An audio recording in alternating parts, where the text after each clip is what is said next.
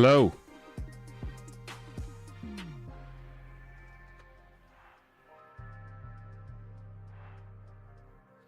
Hello, hello, hello, hello. Welcome to the stream. We will let some people join. Let me know if you can hear me and see me.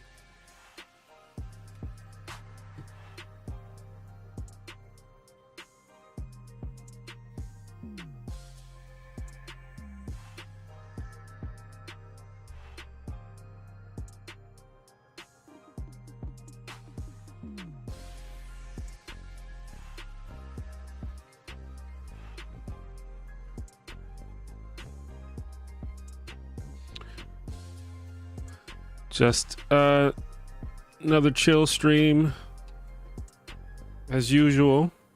One day I may have like some actual programming for these streams, but I kind of just like chilling and just having little casual conversations with the community.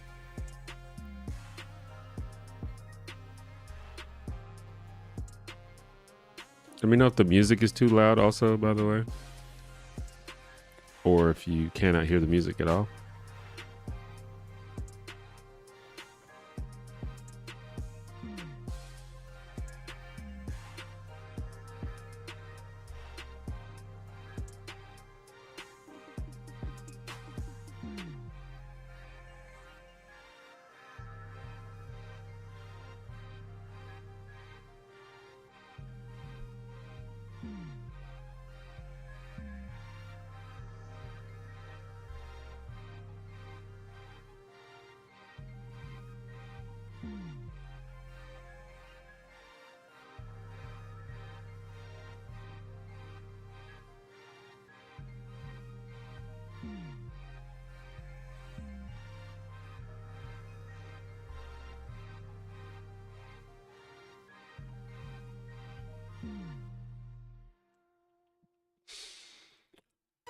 I've got my yeah, I sent it out on Discord. But yeah, how's everyone doing? It's about 8:30 p.m. where I am. Been a very uneventful day for me.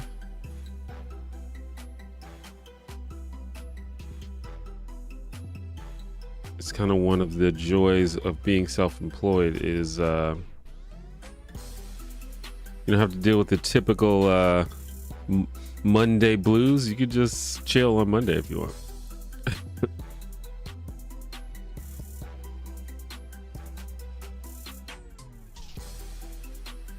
What's up, Mel? Good evening to you as well.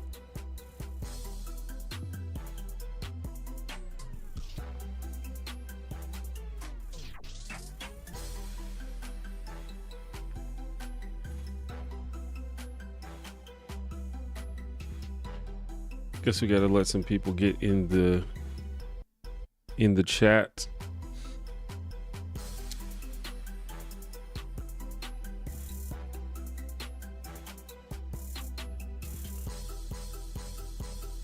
But yeah, you never know. Might be some stuff going on. I think there were some other people streaming as well.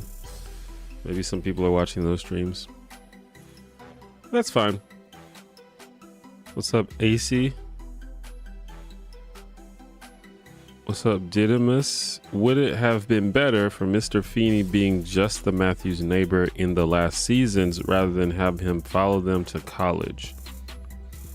Would it have been better? I don't think so, because the kids were not at home that much in the last couple of seasons. And Mr. Feeney needed to be on the show. I mean, Mr. Feeney is probably the best part of the show. So it would have been bad to take him off of the show.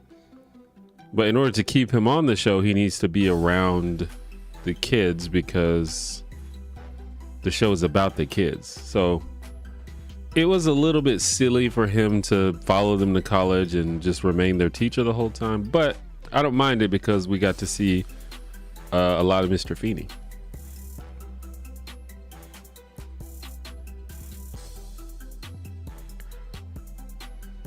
if he was just their neighbor, then they would have to come up with reasons for them to go back home a lot, which didn't really make sense because they were like in college and stuff. So I think that it makes sense that, I mean, I am okay with the fact that they made Mr. Feeney follow him to college. Perhaps it doesn't make as much sense, but the result was that we got to see Mr. Feeney. Hello, Portia. I've seen your Boy Meets World videos, but I haven't caught a live. Well, thanks for stopping by.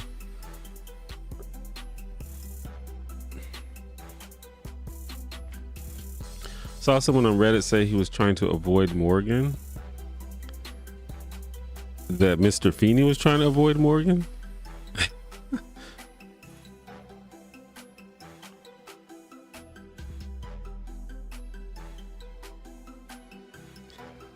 I mean, that's pretty funny. I don't know. Morgan is not really on the show that much, so it's hard to really say anything about Morgan.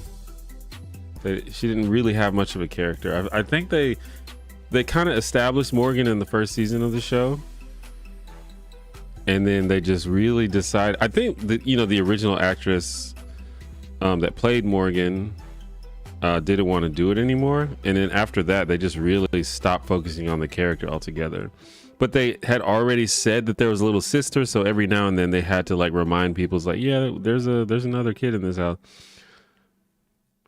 She was a pretty big part of the first season, though, and honestly one of my favorite characters in the first season. They gave her a lot of funny lines.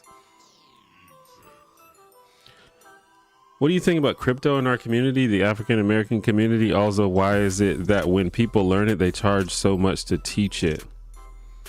Crypto? I mean, I don't know the specifics about relating crypto to the African American community in particular. These days, I would generally advise people to stay away from crypto. There's just way too much scamming and way too much criminal activity and people trying to get rich quick and volatility. I just really don't think it's a smart way to use your money for anybody, whether you're black or not black. I'm sure that there are legitimate ways to participate in the crypto community, but I feel like there's just too much nonsense going on in that space, and I just really would not advise people to get involved in it personally. Particularly black people, because, you know, black people have enough issues. There's no reason to make yourself go broke trying to get rich quick on crypto.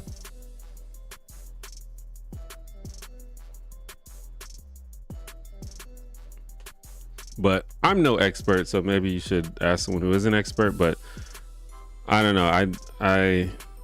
I have trouble finding any positive stories about crypto.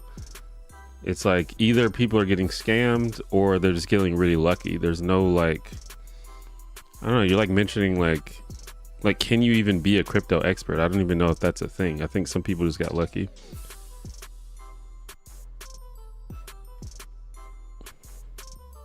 How was your day? Be honest.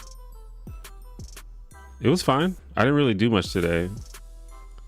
I ate some food. I exercised a little bit.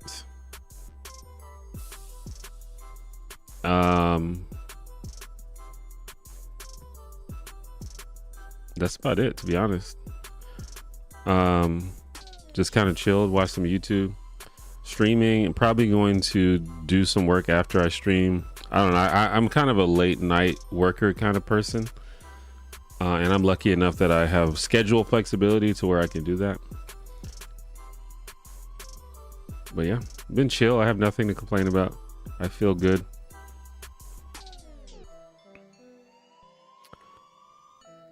I feel that crypto is being used to hurt the community, so anyone who understands it should help teach others. Oh yeah, I saw that comment. Yeah, so I don't know if it's true, like if it's true that people understand crypto. I don't know if that's really a thing. I feel like most people who say that they understand crypto are lying. Or they just got lucky and they think that they understand it because they made a good call a long time ago and made a bunch of money from it, and now they think that all of their calls are good. But really, it's just kind of a bunch of guesswork, because it's not really based on anything. It's just based on how interested a lot of people are in crypto. Like if someone drops like some new crypto project or a new coin or something, and they are able to drum up a lot of enthusiasm around it, it'll be valuable, because it's only based on interest. It's only based on activity. It's not based on anything else. There's no like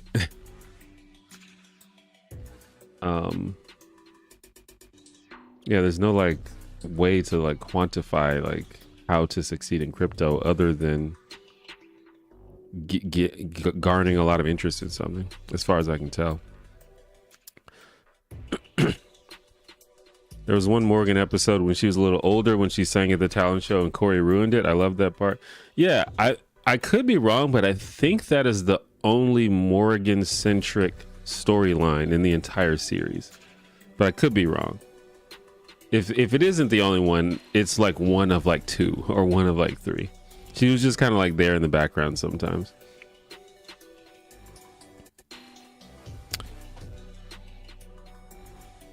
I don't think they performed as well as the media analysis videos you do, but I really like the 2000s game show recaps. It really was the Wild West of reality TV. Yeah, I like those videos as well, but you're right, they don't do very well. In fact, they do quite bad. Some of the worst performing videos I've made, actually, which I don't know. I guess people just aren't interested. Or maybe the videos could be better. I don't know. I'm kind of in a weird spot with my channel because I used to do politics videos and then I switched. So I'm still not, it's almost like I'm starting over, trying to figure out what people are interested in watching. And sometimes the media analysis videos don't do that well. It just kind of depends on what the media is, I think. But you know, that's a me problem. I'll figure it out. Thoughts on Elon? Generally, I think Elon is a clown who's making the world worse. He's probably talented in some ways. He probably knows some things about some stuff. I mean, he runs a lot of businesses. I would assume he's probably learned one or two things from his experience in business, but he's a very embarrassing human being just in general, even beyond like the negative influence that he has on the world. He's just a really cringe, embarrassing person. He has a huge ego.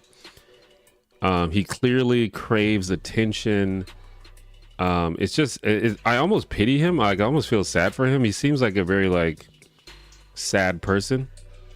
But even beyond that, the more important thing is how he's now infiltrated the American government and is just really doing a bunch of weird shit. And it's not good. It's a bad thing. I don't think that he's going to be remembered fondly in history. But he's managed to make himself the richest person of all time, so maybe he's happy with his decisions.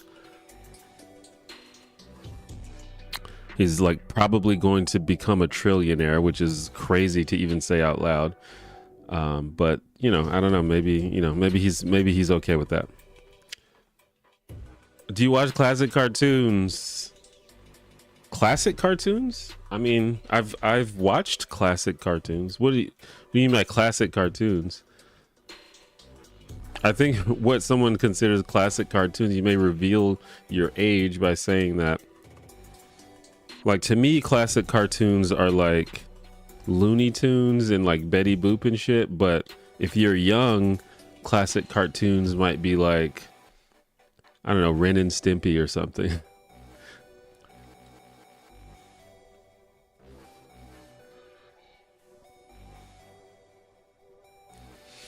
But I don't watch it on a regular basis, but I've seen it before, sure.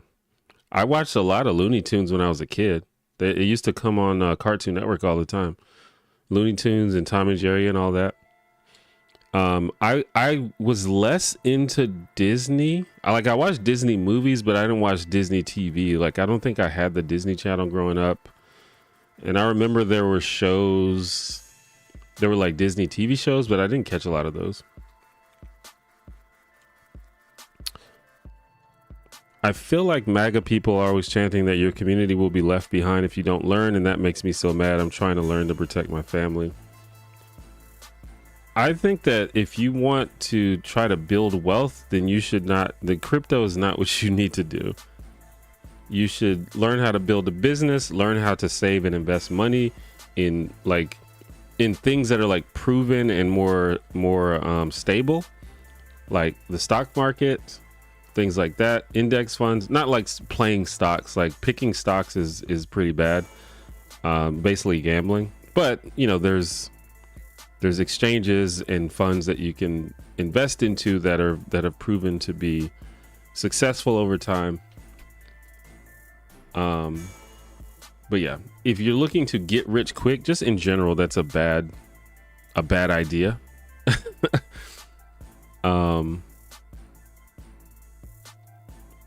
But if you do want to get rich quick, the way that you do that is by building a successful business. And I guess you could gamble, but you should consider crypto gambling, in my opinion.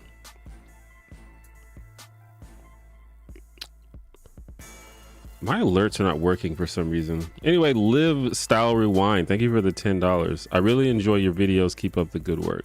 Thank you. Oh, you did respond. I feel like you're totally right. Crypto is definitely like gambling. Yeah. What is your age? What has been your favorite age and worst age so far? My age is 39. I'm old. I turned 40 this year, actually. What has been my favorite age? My favorite age? I guess it depends on what you're talking about, but I think my current age is my favorite age because I think I am the most evolved version of myself that I have ever been. So I'm the happiest with myself the most now than I've ever been. But there are benefits to being younger, such as having more energy, being more athletic, being able to eat junk food without a host of negative consequences. So there are benefits to being younger, but I prefer my current age. Crunchy or smooth peanut butter? I feel like this is going to be controversial, but I like smooth peanut butter. I feel like there's a stigma against smooth peanut butter. Maybe it's just a man thing. But crunchy peanut butter, it's not, first of all, it's harder to spread on bread, which is like the only thing I use peanut butter for is to spread it on bread. Second of all, the little peanut things get stuck in my teeth and shit. I'm not a fan of crunchy peanut butter at all, but I've gotten roasted for saying that in my past, so I don't know. You guys let me know what you think about that.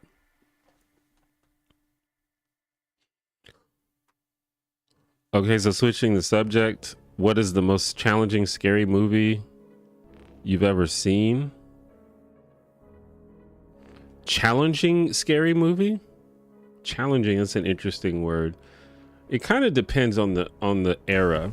Like the scariest movie, like the movie that scared me the most was The Ring, but part of the reason for that was because I was like a kid when I saw The Ring. I think I was a teenager. I think it was like 14 or 15. And that movie terrified me. I think it would be less scary to me now if I saw it for the first time. But I have seen movies that scared me as an adult, or that, you know, that gave me that scary feeling. One of those is Sinister. That's a really scary movie. And then you say challenging. And there could be challenging in a good way and challenging in a bad way. Like, there are a lot of movies that are really disturbing and fucked up, but I don't like that about them. That makes me dislike them. But I would describe that as challenging, I guess. Like, one of those, an example of that is the movie House of a Thousand Corpses. That movie is like very disturbing and fucked up, but I don't like it. I think it's too fucked up. Like, it's a movie that's designed to disturb you. And I don't really like that. I don't like when the whole point is to be disturbing. It's like, you can be disturbing to the end of making some point or expressing themes, but if the whole point is just to disturb people, that's whack to me. So I guess it depends on how you say that.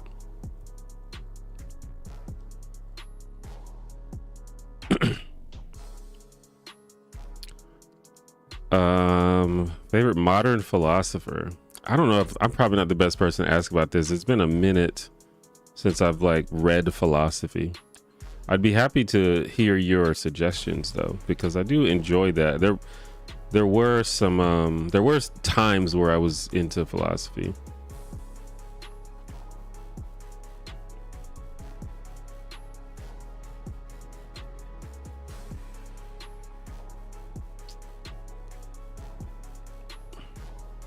I used to read a lot of Hume, which I don't know if I like. Back in the day, I was like a huge David Hume guy, and I was like, this guy is on point. But these days, it's like, he's kind of on point. Sometimes he was like a little full of shit, but you know. Blaming on the algorithm has been brutal on here for a while. Yeah, I mean, the algorithm to some extent, but I still believe that if you make stuff that your audience wants to see, then you'll get the views. I think just different audiences want to see different things, you know.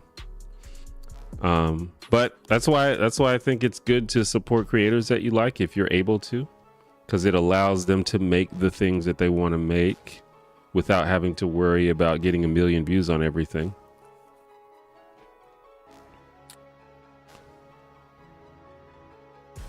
It's sad to say the day that Elon croaks 8 billion people's lives will be better.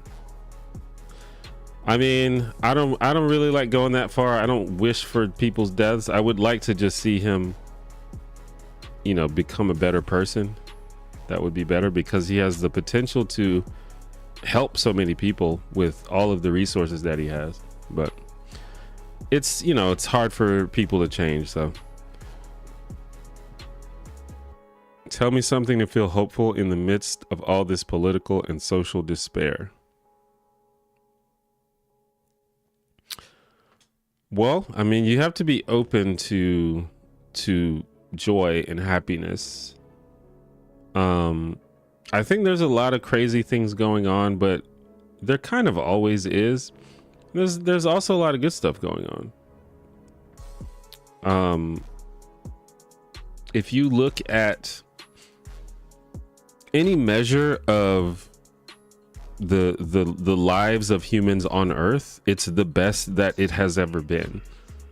There's much less poverty in the world than there was 20 years ago. People die less of, you know, preventable causes. There's some, it's like, I don't know the exact statistics,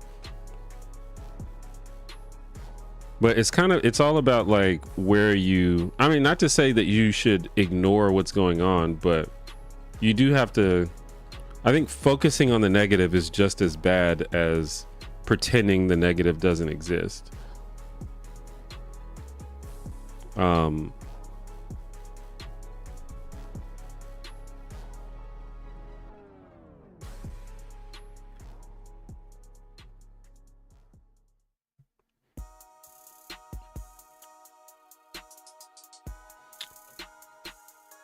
Like, for example,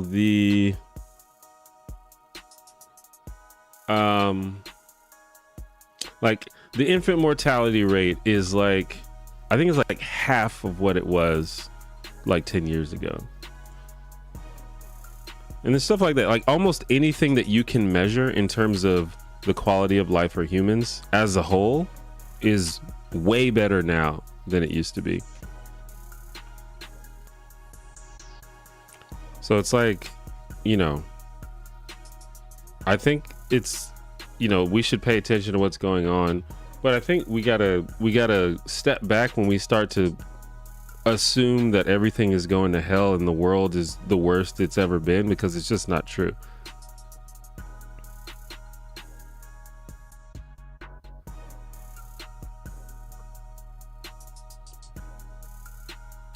And then I think if we can look inwardly and look at our people close to us in our community and celebrate the things that mean something to us personally. Like, at least for me personally, I have amazing family and friends, which I'm very grateful for. And I think it would be really shitty for me to be sad and stupid and like, just like being really mopey when I've got so much good going on in my life. So perhaps you could find something like that in your life. I don't know your life. Maybe there is, maybe there isn't, but.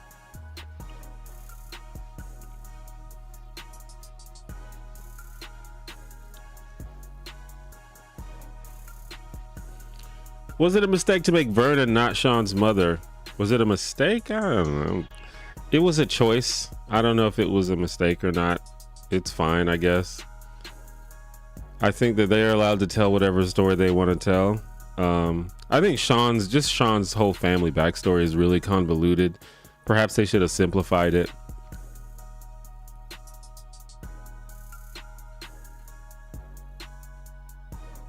Okay, I'm really behind on the comments now. This always happens, but I do like to answer most of the questions. So bear with me, I guess. Unless you just hate waiting for your answer, let me know.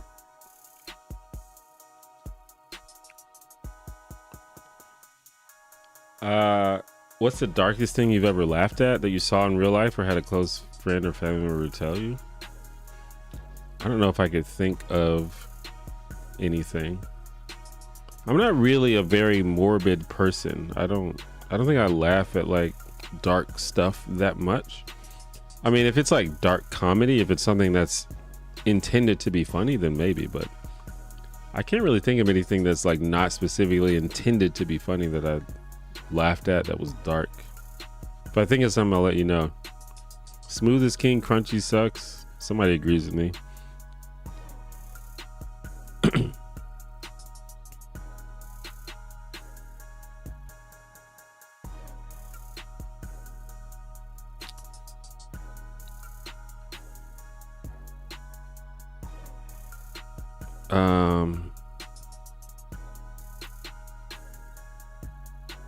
My junk food days are coming to a close very soon, unfortunately. Why do they sell hot dogs in packs of 8 and buns in packs of 6? I don't know. Let's ask the internet.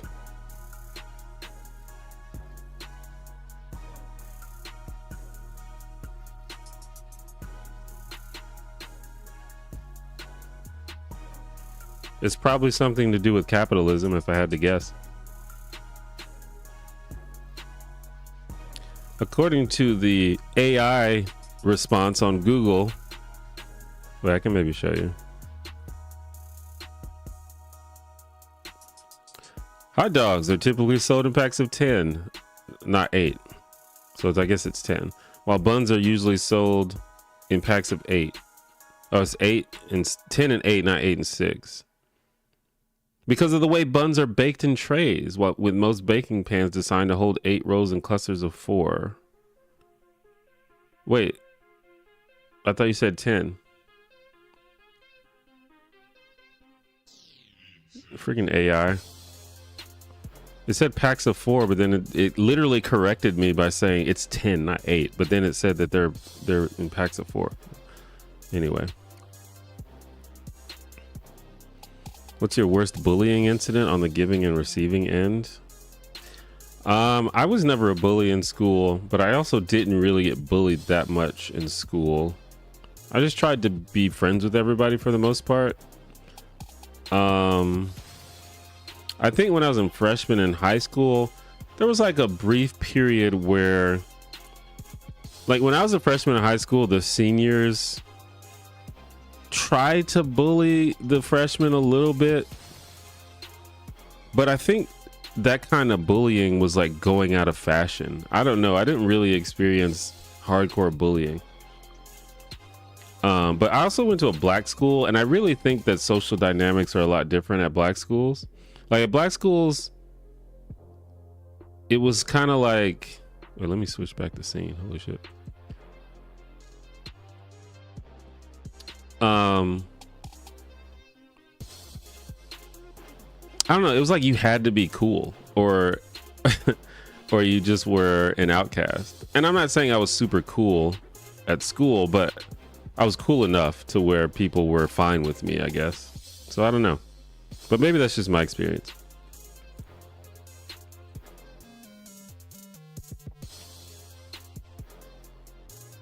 I will never understand why anyone found The Ring scary. It killed horror as a genre for almost a decade, and I adore psychological horrors a lot.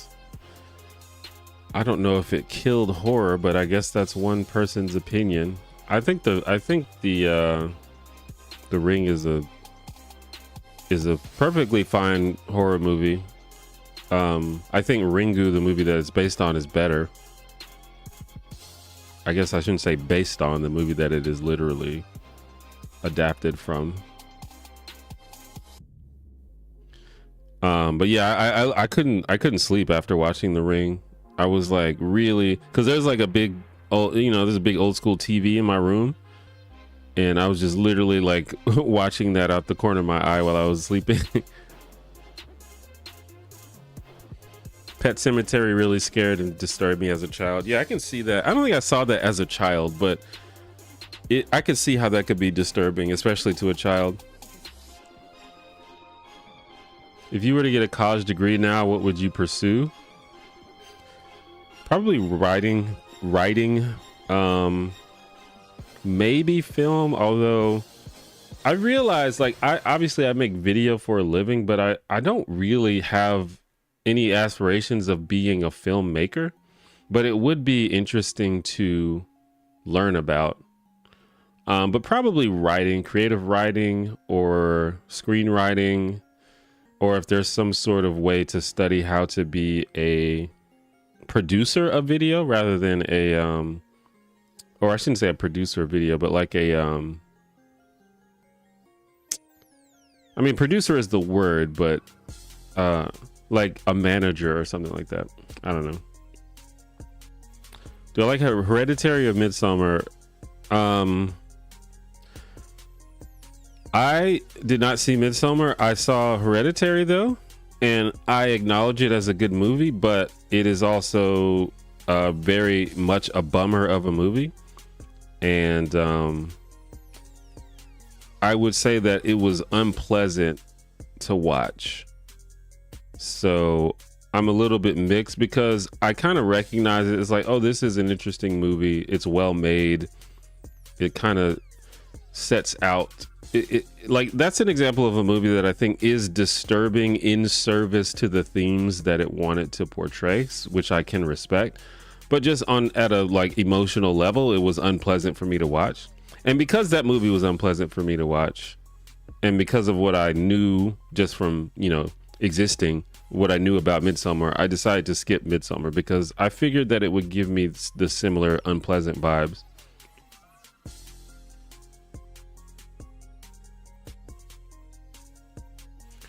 Phantasm, Exorcism of Emily Rose, The Entity, and Faces of Death are some of the few horror movies that really disturbed me.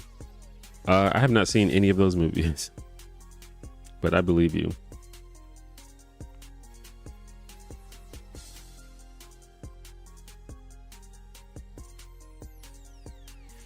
Poltergeist 2 and 3 disturbed me the most as a little kiddo. When Evil Lurks, I've never seen that either. Terrifier was insane. I've never watched parts 2 or 3, and I will never touch The Sadness or Inside. Terrifier is one of the movies that I've seen, and that's another example of a movie that I think is disturbing just to be disturbing. Like, that movie has no themes as far as I can tell. It's just a movie. It's just an exploitation movie for people that like watching fucked up gore. The type of person which I am not. And I have no desire to watch Terrifier 2 or 3 for that reason. Terrifier is actually like one of the most fucked up movies I think I've ever seen. Audiences in general want one specific thing from each entertainer slash creator. This is the blank guy. This is the blank gal. This is the guy who does this. Yeah, that's true. And that's why I think I'm in a weird spot, because I have I've switched my content. But the thing with me is a lot of my videos are kind of based on the media that I do. So if I do a video about Seinfeld, that might do well because a lot of people like Seinfeld. A lot of people have fond memories of that show and love to reminisce. But if I do a video about, say, the Bernie Mac show, which I did, that video has less fans, less people who care about it, and so that video won't do as well. So even if I say I want to be the guy who does sitcom lore, it's a little bit weird because it kind of depends on which sitcom it is. But perhaps I could get to a point where I have enough people who appreciate my videos to where they will just watch anything. And there are some people that I think watch anything. But it's not enough to like make a living. So I have to really think about what the videos are going to be about.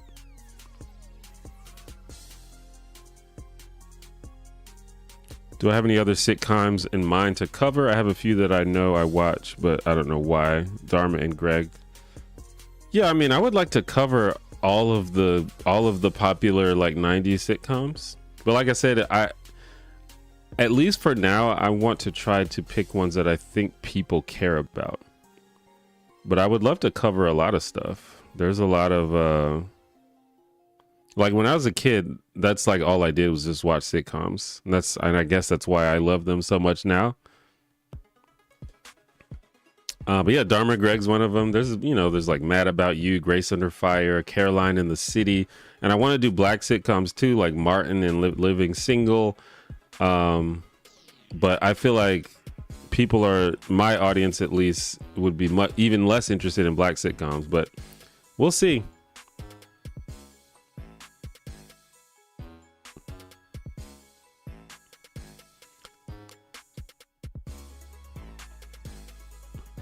Why do you think millennials and Gen Z look around 5 to 10 years younger in their 20s, 30s, and 40s than baby boomers and Gen X did during the first half of life? I'm sure there's a lot of reasons. I think probably a couple of the main reasons is that millennials and Gen Z don't smoke nearly as much as the older generations did. I think smoking ages you super fast. Also, just in general, the ideas about nutrition and health I think are a lot more positive now. A, there's just more information, and B, people just care about it more. I think way more people focus on diet and fitness now than in older generations, like for millennials and Gen Z. Some of it is rooted in toxicity because there's like Instagram and everyone wants to compare themselves to all the Instagram influencers who are all beautiful and fit. And a lot of it is rooted in that. But yeah, I think it's just probably younger people have better habits.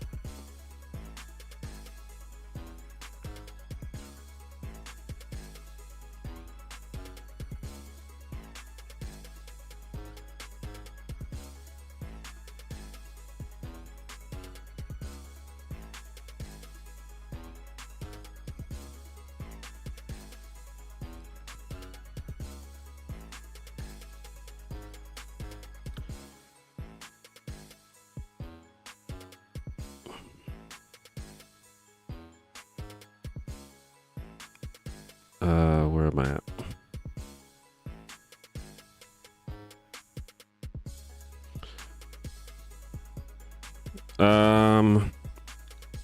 There's a lower percentage of poverty, but there are way more actively alive humans. Yeah, I mean, I'm pretty sure that is factored in. I'd have to pull up the statistics, but yeah. That's why when we talk about things like infant mortality, we don't do it through percentages. We do it based on rates. There are more people suffering today than ever. That's definitely not true. Do I have a favorite women's wrestler right now? Favorite women's wrestler? Who is my favorite? I think probably my favorite is right now is Tiffany Stratton. She's like popping off. She's really fun to watch. What was your favorite subject in school, and what is your favorite subject you studied independently? My favorite subject in school is probably art, if that counts. My favorite subject I've studied independently, I went through like a good year where I was really interested in astronomy and cosmology, and so I was like watching a bunch of videos and reading books about that kind of stuff. That was really interesting. That kind of stuff is like really like mind bending. It'll like hurt your brain if you think about it too much.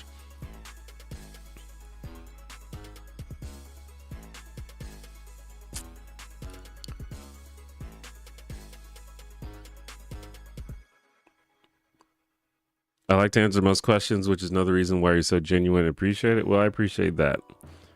I'm not necessarily pro polygamy / non-monogamous, but it's hard for me to take monogamy seriously considering how prevalent and normalized cheating has become in society. Am I being too dense and immature?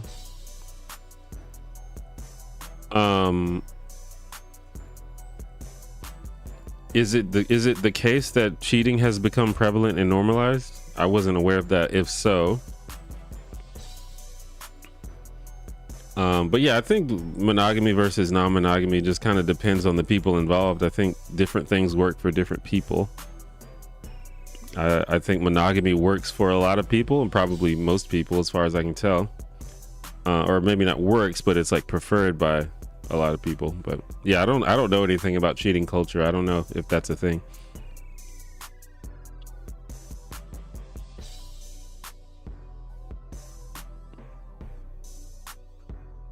Would you prefer permanent DST or standard, and would you accept either? If we could stop the time changes, I prefer the DST, but would accept standard. Whichever one makes the day last longer. I don't remember which one it is. Is it standard?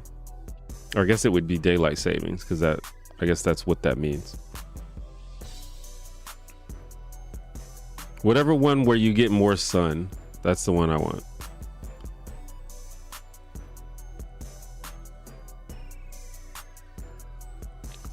I absolutely adore your channel. Hope you're doing well. I appreciate that. I am doing well. The Grudge did scare you. I didn't see The Grudge.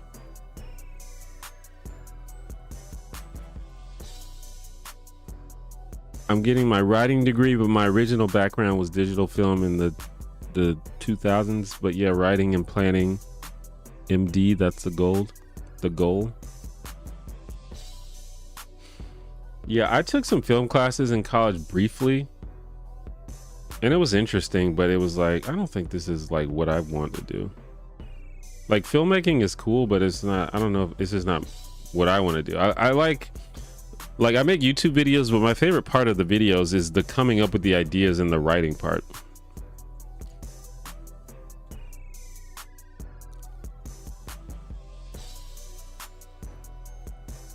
Oh, oh, Murder Wizard, what's up? The worst of them all, A Bug's Life. Did you say something else before this? I think I missed your comment.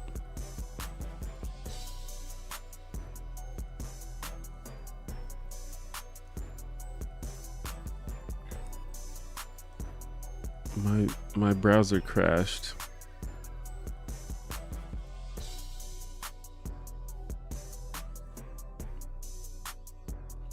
What's your beef with George Lopez? Actually, I am a big fan of George Lopez. I would like to do a video about George Lopez, the show, not the person. I think it was a really good show, actually.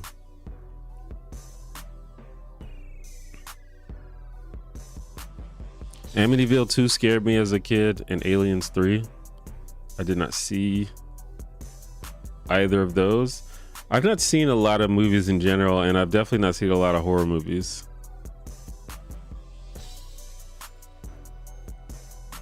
I know a lot of people loved Midsummer, and I assume it's a good movie, but yeah, I don't like being bummed out.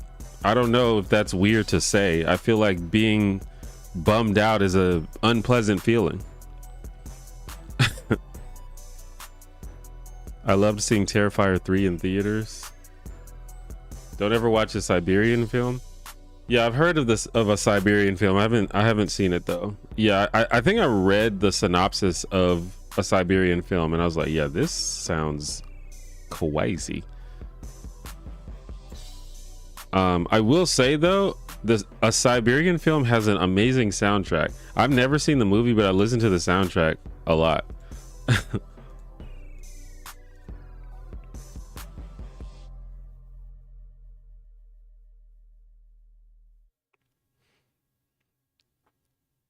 I adore the Seinfeld summaries and analysis. You covered Bernie Mac. YouTube never told me. Yeah, I did make a video about the Bernie Mac show. It was like halfway a Bernie Mac show lore dump kind of thing, but also it was kind of a tribute to Bernie Mac. But yeah, I think Bernie Mac show is like one of the best sitcoms of the 2000s.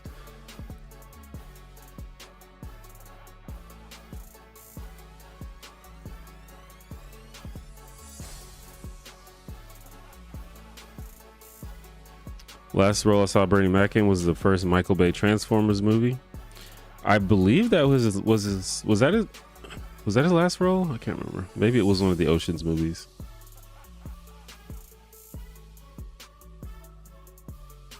Oh God, you're here too. Do you plan to release a video on A Bug's Life or possibly Ants? I feel like I have. I feel like I will not. I feel like y'all are not gonna leave me alone until I do. To be honest. I honestly, I would love to do that. I'm sure there's something to say about those movies. What's going on with sitcoms now? I feel like my attention is drawn more away from television and don't have cable or most of the streaming services, so I'm lost with the landscape. Sitcoms now, I think there's very few just pure comedy shows now. They're usually like comedy dramas. But it's definitely different now. Unless you're talking about like kids shows, there's a lot of kids sitcoms like on the Disney Channel and stuff. And I think there might be a few like family sitcoms on random cable channels. But there's a lot of like comedy shows that come out like on Netflix or something, and there's like 8 episodes or something, and they're usually comedy drama. So they have the point of them is to tell some overarching story more so than it is to just put people in funny situations and tell jokes, which is kind of what sitcoms are historically have been.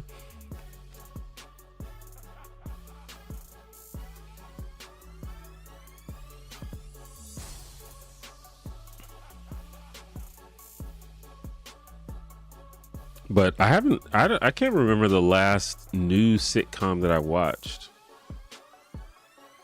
It's been a while since I like actually watched a comedy show that is new.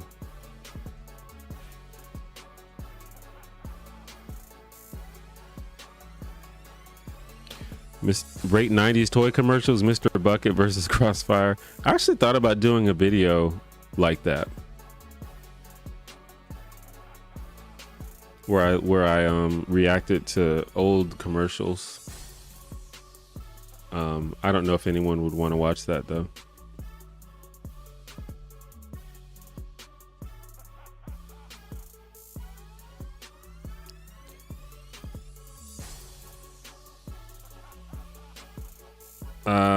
Electric Love Main, thank you for the $5.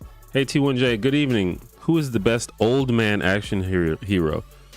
Denzel, Liam Neeson, someone else. The best old man action hero. I don't watch a lot of these movies, so I wouldn't really know. I'm a big fan of Denzel though. Denzel is always cool in all his movies. I haven't really seen a lot of Liam Neeson movies.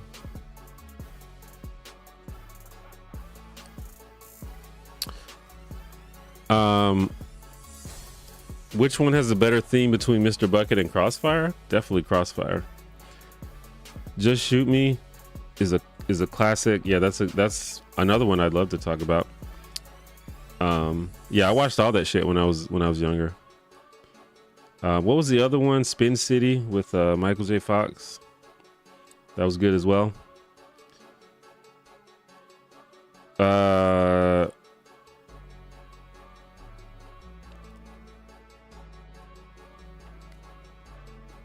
I feel like I was gonna say something, but I forgot. Oh yeah, the Crossfire. I remember those commercials, and I wanted Crossfire so bad. Like, that's got to be one of the most effective commercials of all time, because literally everyone I knew wanted the Crossfire game. But then I think I actually played it one time, and it sucks. It's not even that fun. Have you done anything on Malcolm in the Middle? I just finished watching the whole series on Hulu, and it was so freaking good. You know what? I have gotten a lot of suggestions to cover Malcolm in the Middle, so I do think that is on the radar, because a lot of people seem interested in that. But I do have to find something interesting about the show. I don't know, maybe this is to my detriment, but I don't really like just doing full. I don't want to do like a video essay about a show. I want to find like a cool aspect of the show or a cool character arc that is interesting or unexpected and talk about that.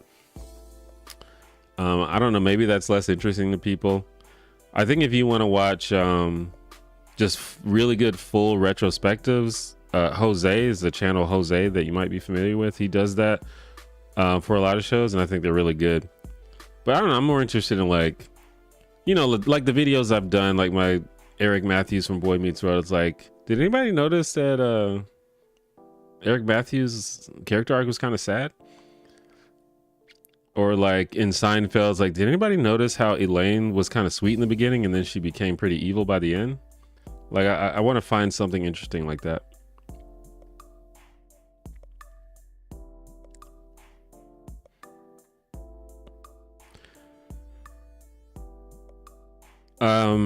Seems like most celebs have taken an endorsement or been in a commercial with no shame. In the past, I felt like celebs had more concern with being a sellout. I guess economic collapse is the reason. It's interesting how there's rarely any pushback against celebrities for taking endorsements. I think we just accept it as a part of our culture. But like, for example, if you saw your favorite YouTuber on like a Coca-Cola commercial, you might be like more likely to be like, I don't know, that's kind of weird. But you know, people gotta pay their bills or whatever, so I don't really begrudge people. As long as you're not working with a like obviously evil company, then it's probably okay. Why is A Bug's Life better than, let's say, the Bee Movie?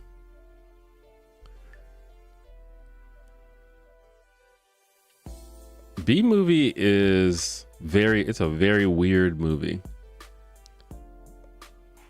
It's like, it's one of those movies that I think a lot of people thought that they fever dreamed until it like became a meme and everybody started talking about it and confirmed that it is indeed a real movie. I'm pretty sure Jerry Seinfeld just said Bee Movie in his head and he thought it was funny, and he just made a whole movie based on that pun. And that's how that movie got made. I'm only familiar with Fresh Prince and Family Matters concerning Black 90s sitcoms. I'm too young for Cosby Show or Different Strokes. Yeah, I think if I do black sitcoms, I should probably start with the popular ones. But there's a lot of really good and really interesting black sitcoms that weren't quite as popular as some of the other ones. Or at least don't have the like widespread legacy. Like, I think if you ask any black person that's between the age of like 25 and 45 and you mention, you know, Martin or like Living Single or even some of the other shows, like what was the other one? One-on-One, or like I don't know, there's other ones, but I think most black people grew up on those shows, and so they'll have like fond nostalgia for them. But I think the percentage of non-black people would be lower.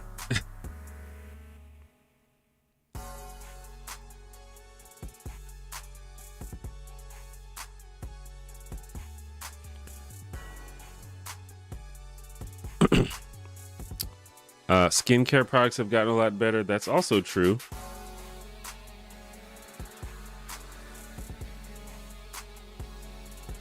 That also lets me know how far behind I am in the comments, because we talked about that several minutes ago, but that's how it goes.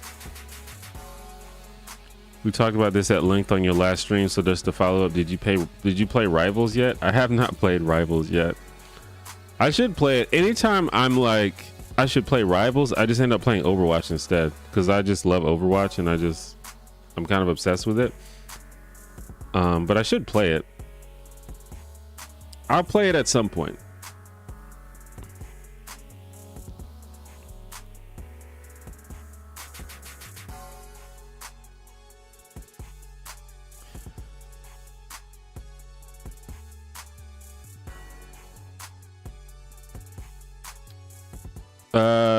Sam Eastwin, thank you for, is that yen? Is that 1600 yen? I think it came out to like $10. Who got that stank though? Not me. Electro Main, thank you for the 10. Have a YouTuber practical real life question. Do you have trouble making big purchases or proving income being a YouTuber for apartments, etc.? How does that work these days, as being a YouTuber is more common? No, I don't really have trouble. You just have to show them your bank statement usually to just prove that you have income. It's not really that big of a deal.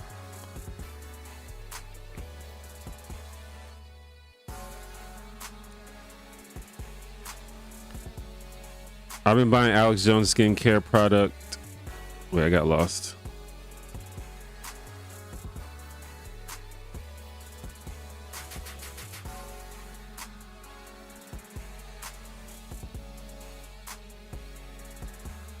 Hold on, I skipped a lot of stuff. Hold on a second. Okay, I've been buying Alex Jones skincare product that have male growth hormones in them. I don't put it past old Alex. Art definitely counts. Cool. Do you know that there's a theory going around that quantum computing might prove the existence of multiple universes? I've never heard about that. I'd be interested to hear more about that, but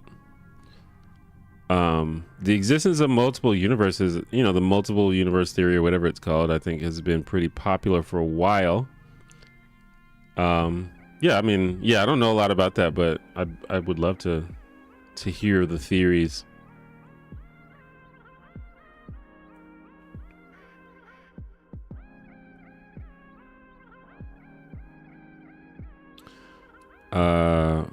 Bendolin, thanks for stopping by the stream. I'm sure they're probably gone by now, but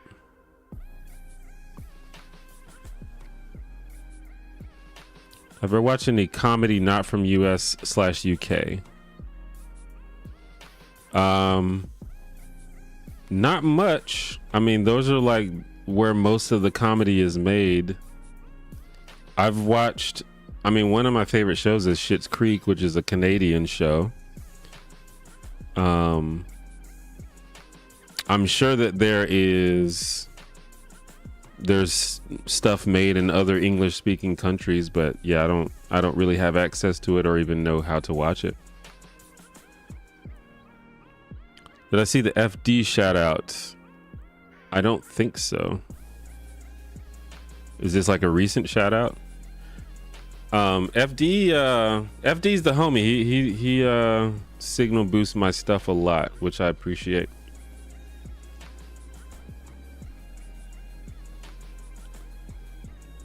A retrospective of the shows on Nick at Night could be fun, going into the lore of the show and what the context of the show was when it aired on Nick at Night. Well, I mean, it's possible that the shows that I've done might have been on Nick at Night. Have any of them been on there? The thing about Nick at Night is it evolved over time to the extent that the shows that I grew up watching started airing on Nick at Night, which just made me feel old. Like, because when I was a kid, Nick at Night was stuff like I Love Lucy and like just like really old shows like from the 70s and 80s. But then when I got older, it started being shows that from like the 90s. I think Fresh Prince was on Nick at Night. I know Roseanne was on Nick at Night.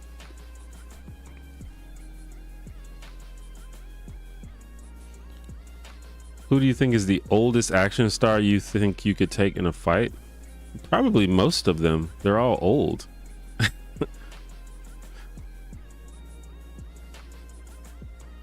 I just watched the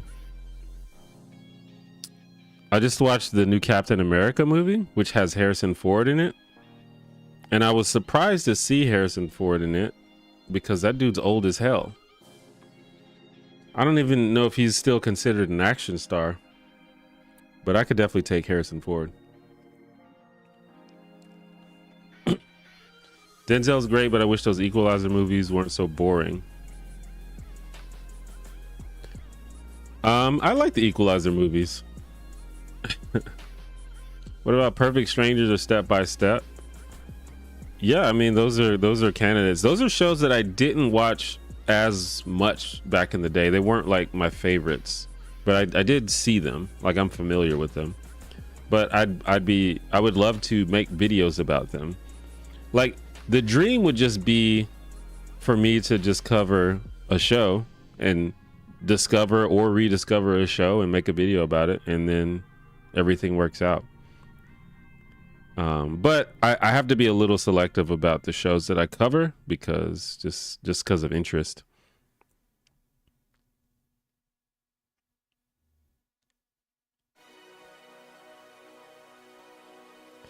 I have an enormous collection of commercials from the 80s, 90s, and 2000s. I think they're an important component when we study pop culture. I would agree with that. I think my I have nostalgia for commercials almost as much as I do for the shows and stuff that I watch.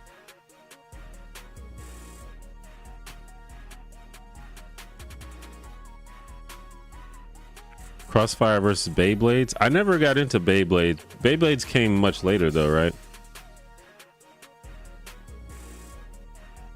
Would you be interested in discussing some esoteric 90s kids cartoons? Esoteric. What's an example of an esoteric 90s kid cartoon? Oh, Mary's here. Favorite Bugs Life character? I don't even remember the characters in Bugs Life.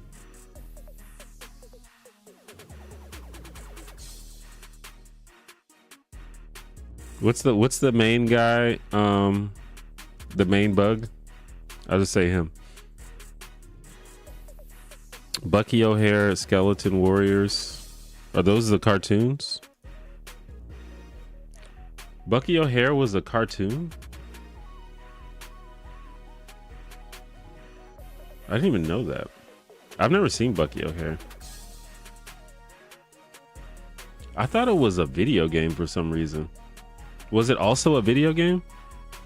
There probably was a video game, right? Yeah, there was a video game.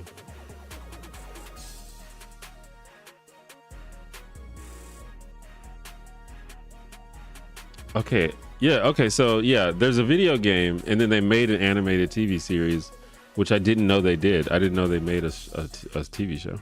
Interesting. Malcolm in the Middle eschewed this laugh track, and I appreciated that. Yeah. Malcolm in the Middle was one of the first shows, one of the first single camera sitcoms without a laugh track. Well, not one of the first, but like it kind of it kind of brought that style of show to the mainstream. They used to do that like a long time ago, I discussed this in my Bernie Mac show video, which is another one of the shows that did not have a laugh track and was filmed with single camera. But it wasn't very common. I think it's because All in the Family was so popular, and that was a multi-camera show with a laugh track. And because that show was so popular, they just basically just decided from then on that every sitcom forever was going to be like that. And Malcolm in the Middle was one of the first shows to ditch the laugh track. So it was kind of groundbreaking in that way. But also the Bernie Mac show, which debuted a year after Malcolm in the Middle, also did that. Alexa Lomain, thank you for the 5. I'm out, T1J. Last questions. What's your current comfort food or meal? Favorite soda? Favorite dessert? Heiko till the wheels fall off, my guy. I appreciate it. Favorite comfort food? Comfort food? I mean, chicken fingers. Does that count? I can always eat chicken fingers at any time. If they were not unhealthy, I would probably eat them all day, every day. Favorite soda? In general, I would say Diet Coke, but I've been really digging cream soda flavored Dr. Pepper. I was drinking one on stream last time for anyone that was here. And of course I get the zero sugar version because sugar is bad for you. But yeah, that zero sugar cream soda Dr. Pepper, that shit goes hard. Favorite dessert is I'd say probably either brownies or chocolate chip cookies.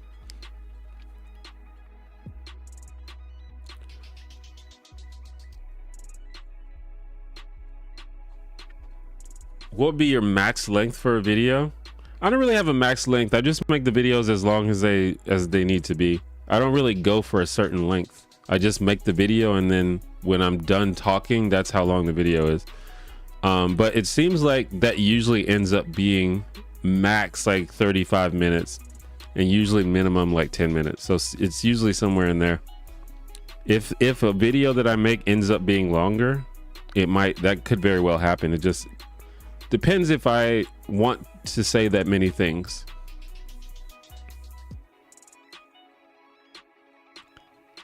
Did I watch The Substance? I did not. I don't know what that is. Is that a movie? Body horror film sounds like that's not my jam. Body horror is not usually my jam.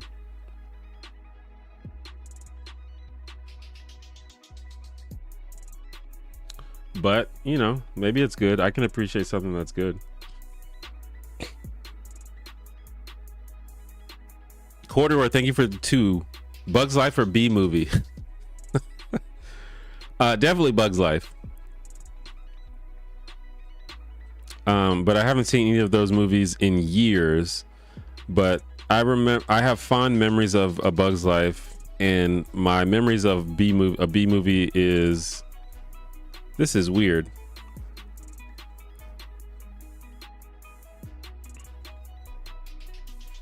Do you think there should be more bug and human love stories in cinema? I do not think that. No, I don't. My Wife and Kids was one my white family watched a lot of, but I guess it's because it was on ABC. Yeah, My Wife and Kids, that was another good one. I want to say that one debuted when I was starting to get a little older, so I don't have quite as much nostalgia for it, but I do remember it. There's that other weird B movie where the dude has been cursed to think he's a bee, Wild Mountain Thyme. What? I've never heard of that either.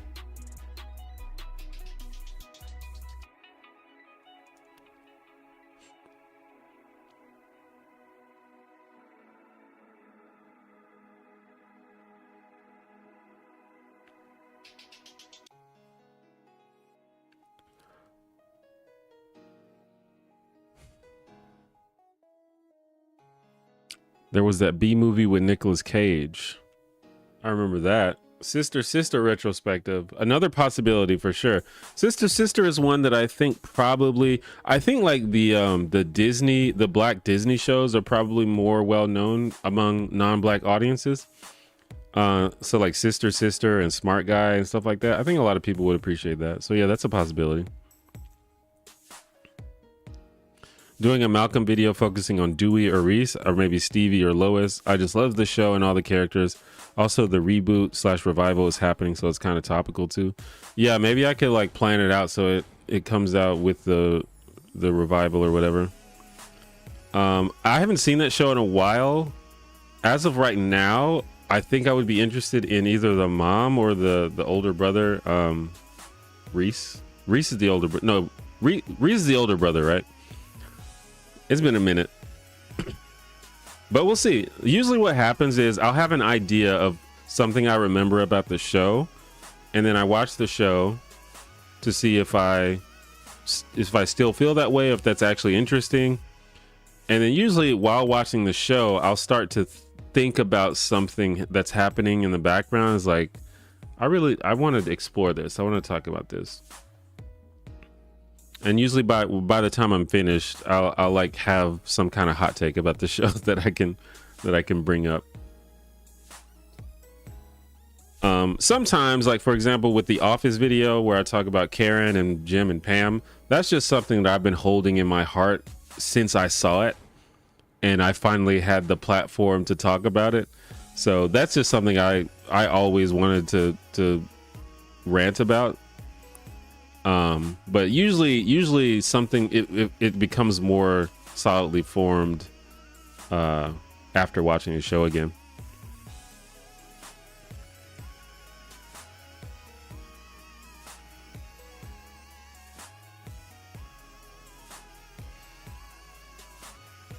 What do you think of RFK's new initiative to send a pair of dungarees to every American household for their health? I mean, that sounds like something you do. Leave It to Beaver. Yeah, that was on Nick at Night, I think. I think we high up UK comedy too much. Canada comedy is really where it's at, in my opinion. I don't know a whole lot about Canadian comedy.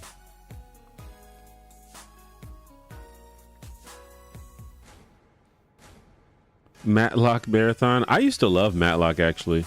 I was a big fan of Matlock. Another show with a banger theme song. Brady Bunch, that was also on Nick at Night. And then at some point Friends was on Nick at Night, and that felt odd. Was Friends on there? I wasn't sure if Friends was on there. But yeah, they did start putting like 90s shows on there, which I guess makes sense. You know, time goes on. It's kind of like the memes that you see when about how you're listening to the classic rock station and then you hear something like Radiohead or Foo Fighters, and it's like, that makes me feel old.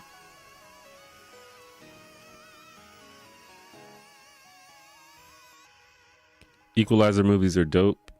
I agree. I bought a synthesizer today. That shit is hard as fuck, like algebra. Oh, you mean it's difficult to use? I thought you were saying like it's hard as fuck, like it's good, like it's awesome. But you're saying it's difficult, like algebra. Captain N the Game Master. I have heard of that, but that is something that I just completely missed. I never watched that. I'm not exactly sure why. I want to petition for more adventure movies. They always get diluted by action. I back that. What are some examples of some adventure movies? Like Lord of the Rings, I guess, would be an adventure movie. Murder Wizard, thank you for the 5. What would you rather eat? Dragon meat or ankeg meat? How do you think they would taste? Ankeg is like that really weird bug looking thing, isn't it? Yeah. Honestly, the ankeg probably would be good. It looked like it would be crispy. Dragon meat? I don't know. I feel like dragons then they don't have a whole lot of fat. I feel like it'd be very like tough, but you might get like dragon powers or something if you ate it. I don't know.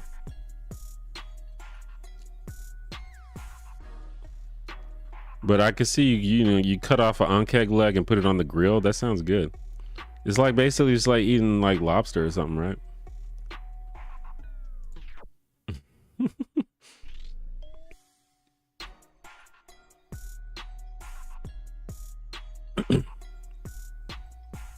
After MTV stopped playing music videos back in the mid-2000s, the music video as an art and as a way music is consumed has become dull and nothing special. Do you the same or different? Are you? I guess you're asking if I agree. I kind of don't agree.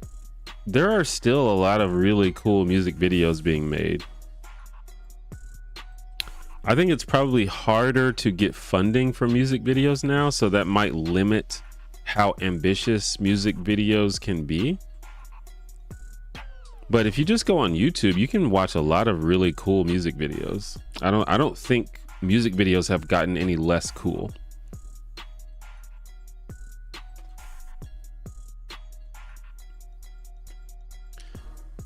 So many good shitty 90s cartoons, the Toxic Avengers cartoon, the Real Ghostbusters.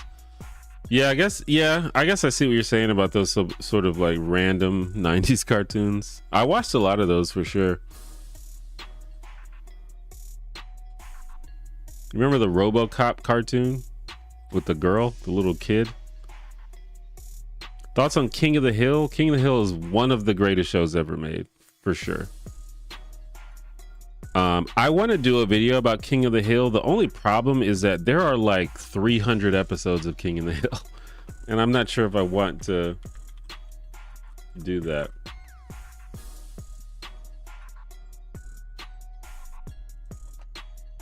How many are there? 259 episodes of King of the Hill. It's a lot of damn episodes. I had enough trouble when I did my Seinfeld video because there's about 200 episodes of Seinfeld.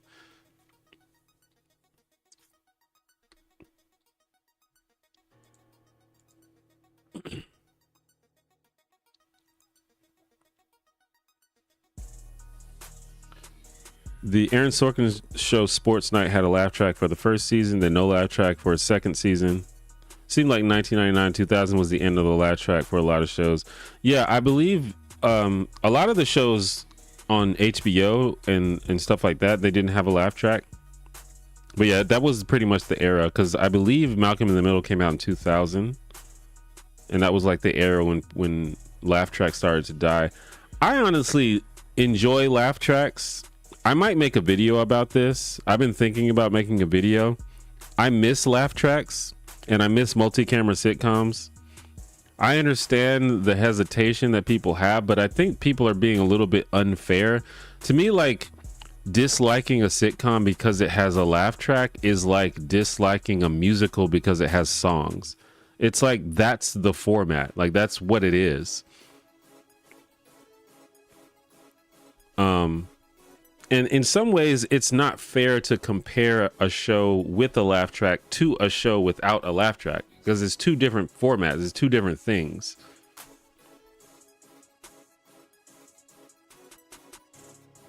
But yeah, I don't know. I feel like that could be a video, because I could talk about that. I miss you too, Mary. I miss all y'all. I haven't left my house that much recently. I've been wanting to get out of the house, but I don't really know where to go.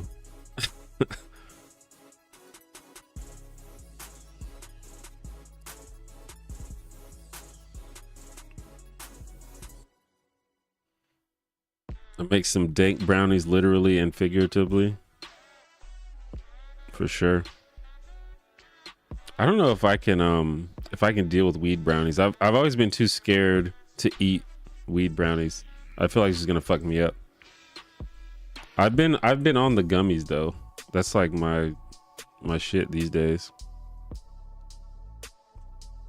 I had to stop physically inhaling marijuana because it gives me like an allergic reaction. It's really sad. Like I can't. At first I thought it was just because of the combustion, so I switched to vaping, but that does it too. It just fucks up my like allergies and sinuses, and it like fucks it up really bad to the point where it's like kind of unbearable. So that's kind of sad.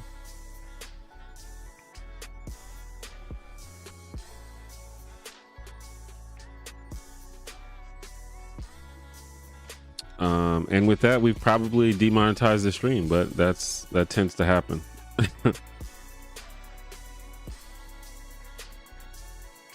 Not that these streams make a lot of money anyway.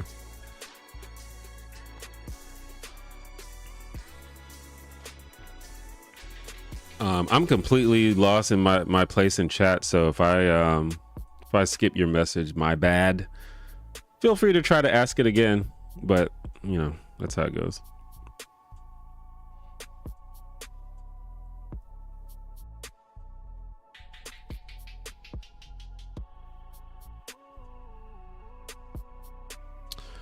Francis is the oldest, and his relationship with the mom Lois is interesting. Yeah, that's right. Yeah, see, that could be something to explore.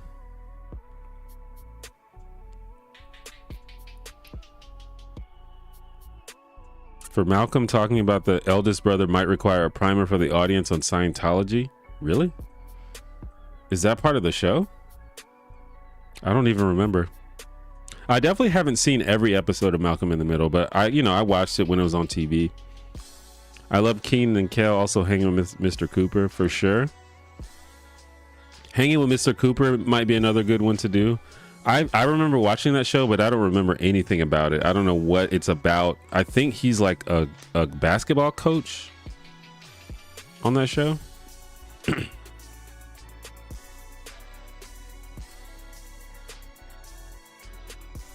Would I do a video about similar TV shows? Similar TV shows to what?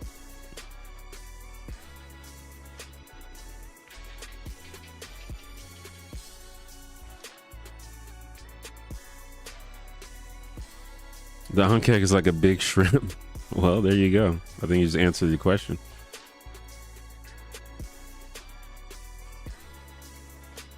Dragon meat probably tastes like chicken since they're like dinosaurs. Yeah, I was thinking about that. They, because you can get like I've had like alligator meat and frog meat, I think, and they just kind of taste like chicken with a fishy texture. And dragons are basically like dinosaurs, like big lizards, so it might depend on what kind of dragon. My entire frame of reference for dragons comes from D&D, so that's what I think of when I think of dragons. But probably not everyone thinks of D&D when they think of dragons.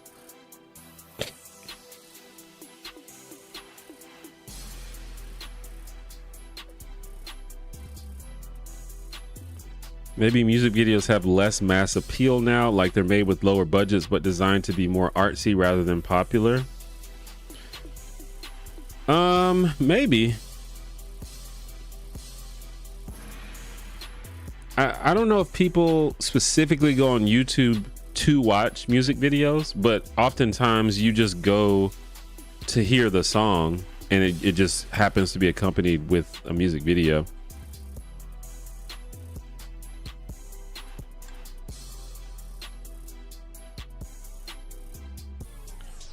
Hell yeah, RoboCop, Cowboys, Moon Mesa. Oh, I remember Moon Mesa. Cops. Gotta love all those bad cartoons. Wait, is that a joke? That Cops is a cartoon? Who'd you have voted for in the recent German elections? I have no idea. I unfortunately am pretty ignorant of non-American politics across the board. I've been loving the hemp seltzers like a ton. I haven't tried those. I've been wanting to try those.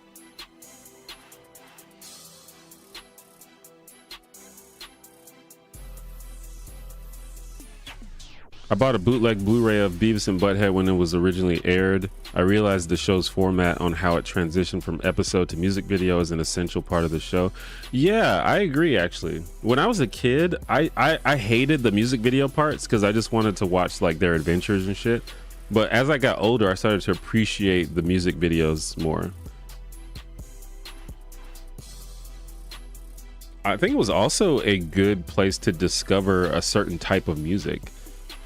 Like they watched a lot of like metal and like grunge and even some hip hop, which was stuff that wasn't necessarily shown on the other MTV shows. Speaking of Beavis and Butthead, I've been watching Daria recently. So that's kind of a hint on upcoming video. Daria's it's a really good show, by the way. I did not know how good of a show it was. It's like top tier.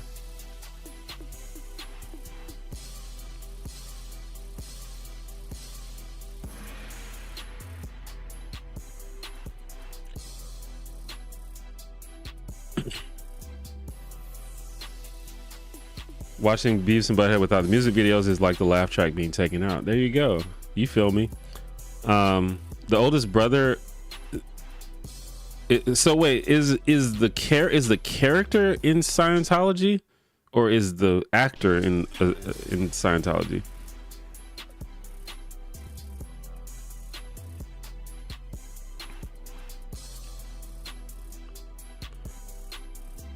I think like all the cast on that 70s shows end up looking shady in hindsight, except Eric's actor, which is funny because Eric, the character, is like probably the sketchiest dude on the show. But well, I don't know about the sketchiest dude on the show, but yeah, there's some rough stuff with those people.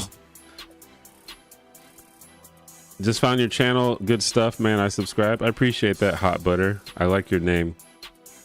Gross frog eater. Hey, I'll try anything. Alligator tastes like chicken. Yeah.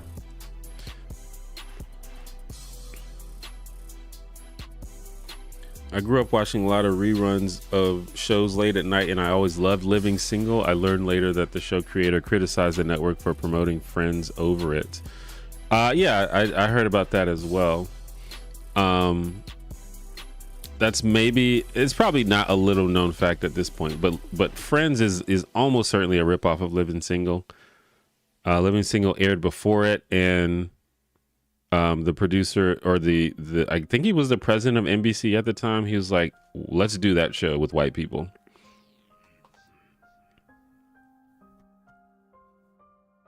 And it became perhaps the most popular show of all time. And you know, I feel a little bit hypocritical because I also love Friends, but I love Living Single as well. They're both good shows.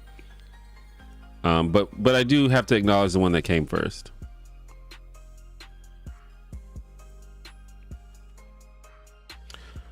A couple other faves growing up were Smart Guy and My Brother and Me. My Brother and Me is an interesting one. I think a lot of people remember that show because it was on Nickelodeon, I believe, and I'm sure it aired other places. And I think there was only one season of the show, if I remember correctly. So it seems like it would be pretty obscure, but I think a lot of people remember it.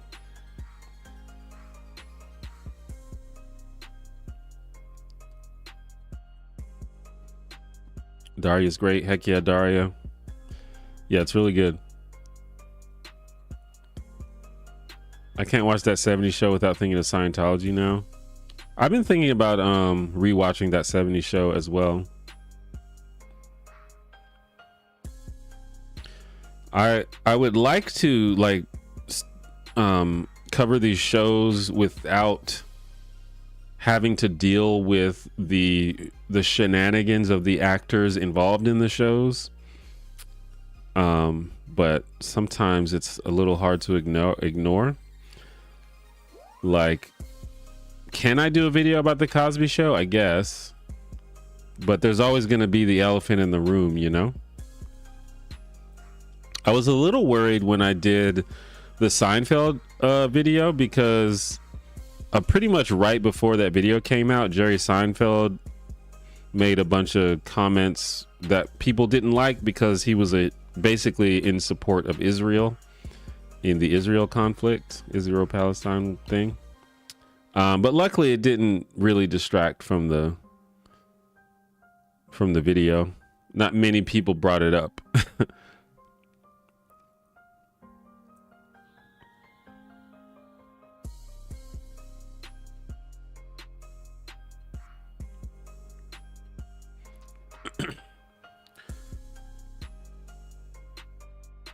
Been a while, but I think Malcolm's oldest brother was brother with a guy on that 70s show. Yeah, that was revealed to be involved with all kinds of shady Scientology stuff in SA. Yeah.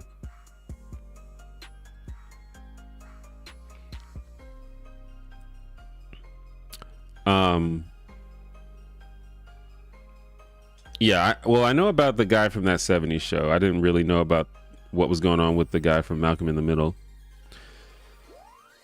I'm rewatching Lost. You watched it before? Nope, I've never seen Lost. A lot of people have suggested I watch Lost, but I'm a little bit hesitant. It seems like the type of show that I would like. However, my understanding is that Lost kind of introduces a lot of mysteries and questions and doesn't answer all of them, which would drive me crazy. I'm not saying you have to like give a detailed explanation of every single thing that happens on the show, but I need some kind of like closure and some kind of clarity about what is actually happening. And my understanding is that they don't give that, which I feel like would be upsetting to me. So I've been hesitant to watch the show because I don't want to get invested and then be disappointed when I'm done. But feel free to correct me if I'm wrong.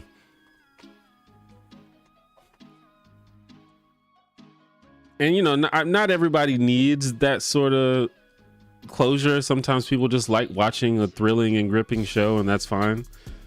But I don't know. I need to know, like, just the baseline of what's going on.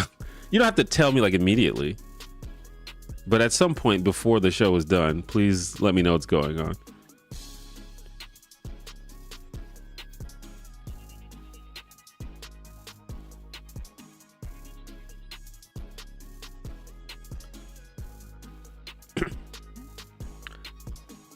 I think to some degree you can separate the art from the artist, but it depends on the context. With the Cosby Show holding Bill's namesake, it's a little harder to cover than say that 70s show. Yeah, I think I agree with you. Not to say that I'll never do a video about the Cosby Show, but it would definitely affect the way that I go about it for sure.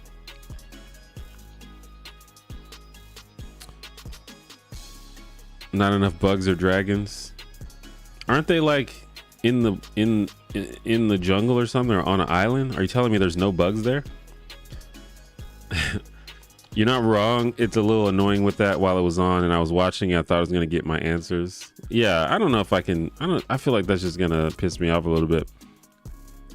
Lost is lit at first, but I think it really goes off the rails and becomes kind of hard to follow. I feel like every time I try to explain it, I'm giving a dissertation.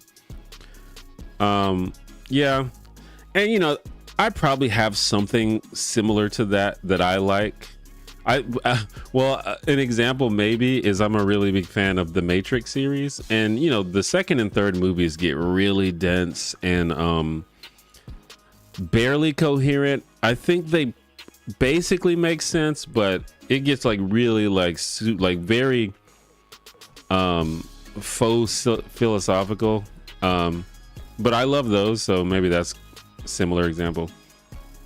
Also, a lot of people don't even think the Matrix sequels are any good, but I like them. Any thoughts on It's Always Sunny? That's a show that I've seen a decent amount of, but I definitely have not seen most of it. But it's funny. I think the main thing that I would say about It's Always Sunny is that it's really, really funny. It's a very funny show. Outside of that, I don't really have any like detailed critiques of the show. It is a show that I would one day like to watch, but similar to King of the Hill, there's a lot of episodes. Maybe too many episodes. Also, it's like still on the air, right? It hasn't ended. So it's like, is this show ever going to end?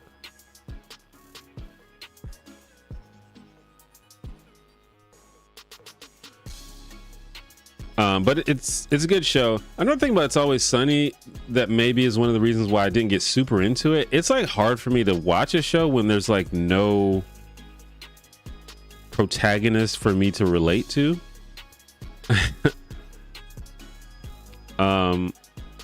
Like, a lot of people compare It's Always Sunny to Seinfeld. It's kind of an evolution of Seinfeld about this group of like shitty friends. But man, these people are like super shitty. And then, that's part of the humor, but it's like, man, there's like no redeeming characters on this show. I unironically watched VH1's The Pickup Artist reality show. I did too. It was kind of entertaining and not as cringe as I thought it was. Yeah. I watched that as well. I've talked about this before, but I used to be into the whole pickup artist thing when I was younger. I'm not sure exactly what year that show came out, but I think it was when I was like starting to get out of that, but I was still like sort of interested in it. And I maintain that a lot of the stuff that they talk about is like legitimate, like human psychology and, just legitimate thing, at least based in legitimate things. But obviously there's some problems with it as well.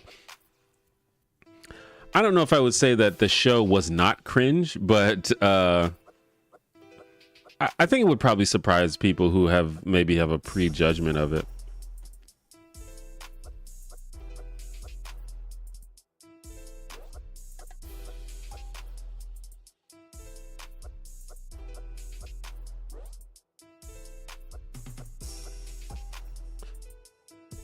My brother gave me a warning and a rough breakdown of the show's ending, and I didn't watch Lost for that exact reason. It's very much in the vein of J.J. Abrams' mystery box bullshit. Yeah, I don't know. I need a little bit of... I need something to grasp onto. Like, ground me in your world. Let me know what's going on. If you want it to be a mystery, that's cool. But just at least by the end, give me something. It reminds me, like the example that I always use is the show WandaVision.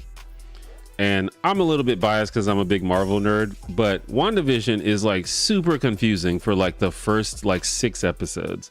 But by the end, they basically explain what's going on.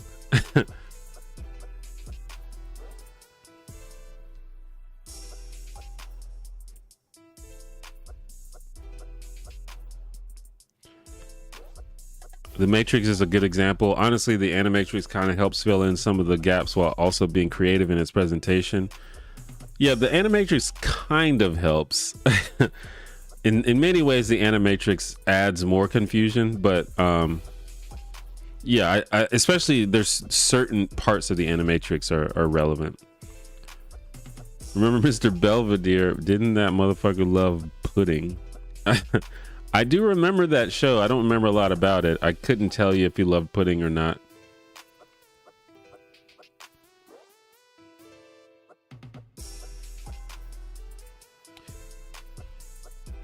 Love the Animatrix. It was definitely really cool and creative. At the time, I don't know that I understood a lot of what was going on though. But as a Matrix nerd, I have been involved in many forum discussions and Reddit threads analyzing and discussing the Matrix series and all its properties. So at some point, I think things were explained.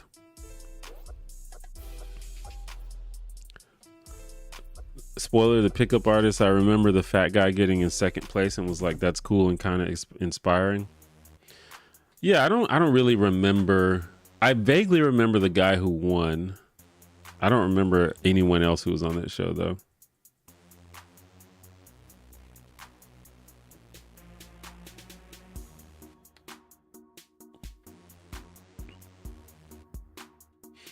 It is kind of a weird concept though, like a show where you compete to pick up women. It's like that's a little cringe.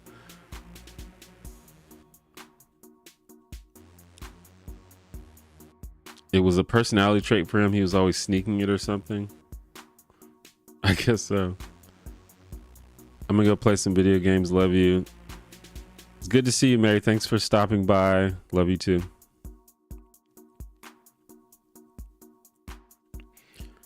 Can't wait to see all the anti-woke sitcoms. Alex Jones is Tim Allen's butler. Didn't Tim Allen recently come out with a show? I don't know if it's an anti-woke show, but he has a new sitcom, right?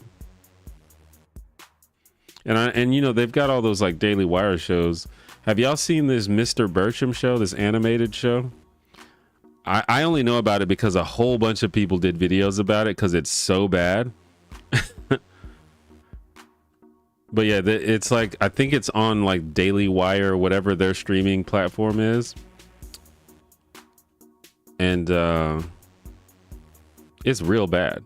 And it's not bad just because it's anti-woke. It's bad just because it's truly just a poorly made show.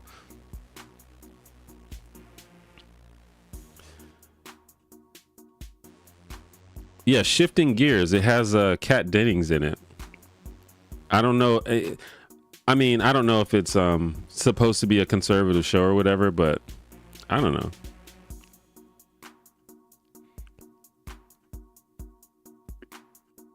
She's playing Hello Kitty Island Adventure. Is that real? Is that a... First of all, is that a real thing? Yes, it is. Second of all, is she really playing that?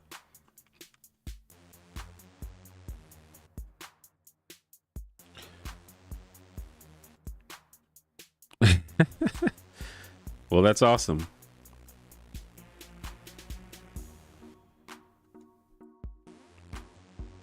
It's no wild hogs, that's for sure. I think the final season of Sunny is coming out soon. Could be wrong. I used to not like it because everyone is terrible. As it goes on, there are moments I can relate to them, at least with Charlie and Dee. Yeah, I think Charlie and Dee, I feel like, at least, because I haven't watched the show in a while, so this is just based on my limited experience with the show, but I feel like early on, Charlie and Dee are not that bad, but they like get worse over time. Like they're more like stupid than actively evil. Have you watched Scrubs? I have watched Scrubs. That's also a really good show. It's definitely up there for me with sitcoms. We don't talk about the final season though. Yeah, the final season was like where everyone left, right? Or something like that. All of the main actors were gone. Am I thinking about that right?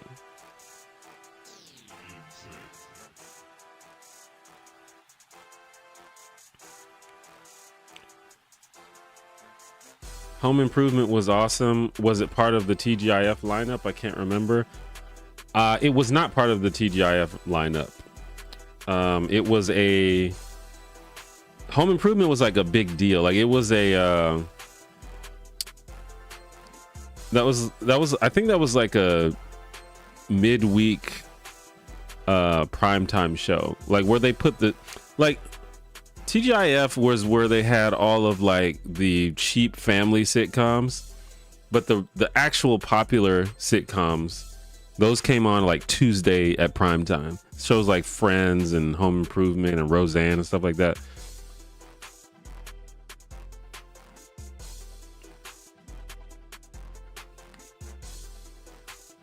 Like TGIF usually had like one show that was really popular and then it got so popular that it moved to a different time slot. That's usually how TGIF worked.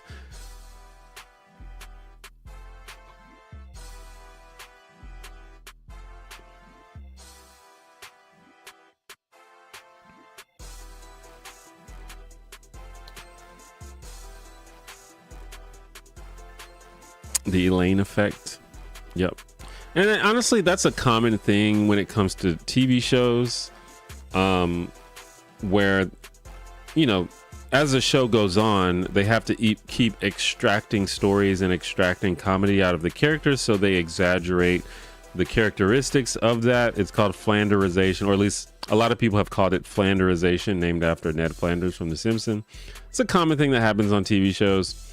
But me being a nerd, I like to think maybe there's an in-universe reason for this, and then I make a video about it. I get that comment a lot where people are like, it's not that serious. It's a fictional character, and they just needed to get more comedy, so they made them crazier. It's like, yeah, I know. Can we just have some fun with our headcanon?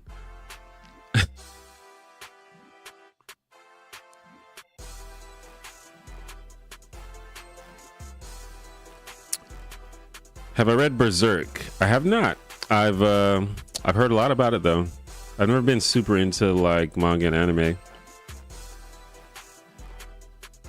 but Berserk has a lot of fans.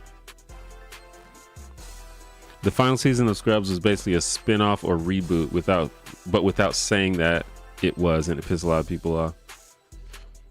Yeah, I don't think I've seen a single episode of the final season of Scrubs actually. But didn't Scrubs end and then like come back later, and that's why it was a spinoff? Conservatives did a better job in the 90s with their propaganda. You knew Seventh Heaven was cringe, but you still watched it growing up. Yeah, that's an example. Even shows like Boy Meets World are a little conservative at times. But it was like more of a friendly conservatism. It wasn't this sort of actively cruel conservatism that we have today.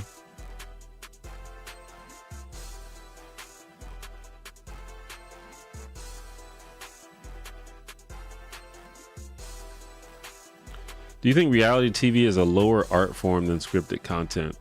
I don't think that I believe that anything is a lower art form than anything else. I think anything can be good art if you just make it good. I think anything can be good. I think there's a lot of really cool reality shows, like The Amazing Race. That's a really, really cool reality TV show. The old Real World, like that was like groundbreaking at the time. It's just, yeah, I think anything can be good, and there's some like really shitty scripted content. So it just kind of depends on the individual project, I think.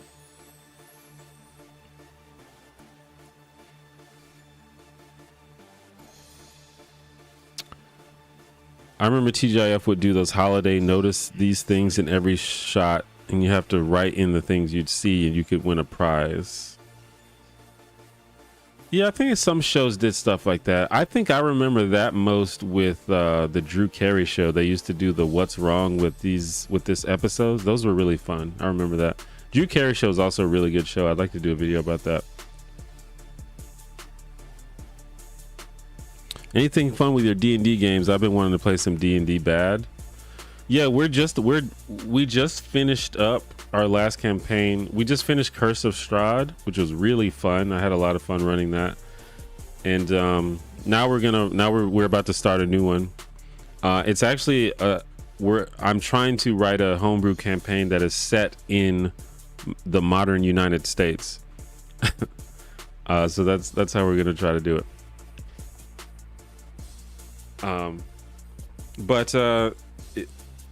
I don't know if you can get some people to start a new game. I'm down. I want to play more D&D than I play. I play about once a week. I would like to play more than once a week. Honestly, I play less than once a week these days because we have a lot of interruptions because people get busy and stuff.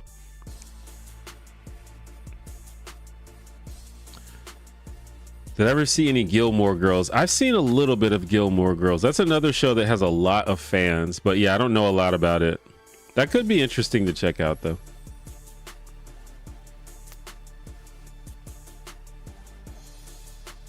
The writing is pretty good, even if it's a very white show. I mean, there are very white shows with good writings, and I've covered very white shows on this channel. I've covered both Friends and Seinfeld, which are both very white shows. Although I will say Seinfeld has more black people, or I'd say more non-white people with speaking roles than it gets credit for. It actually has quite a few, and I think it's pretty intentional. I think if you look at it, a lot of the times when they have like a character that has a speaking role, it's often a person who's not white, and it seems like they did it on purpose. So I think Seinfeld gets a lot of flack for that, maybe a little undeserved. I will say they are not, I don't think they're, well, I think the only non-white main character, like, or non-white recurring character, is the lawyer Jackie Childs. There may be another one, I can't think right now. Friends, however, there's like almost no black people on that show. You can probably count on one or two hands how many times a black person spoke on that show. But Friends did have a pretty important black character, the character Charlie, played by Aisha Tyler. But I think she was maybe in what, like 5 episodes or something.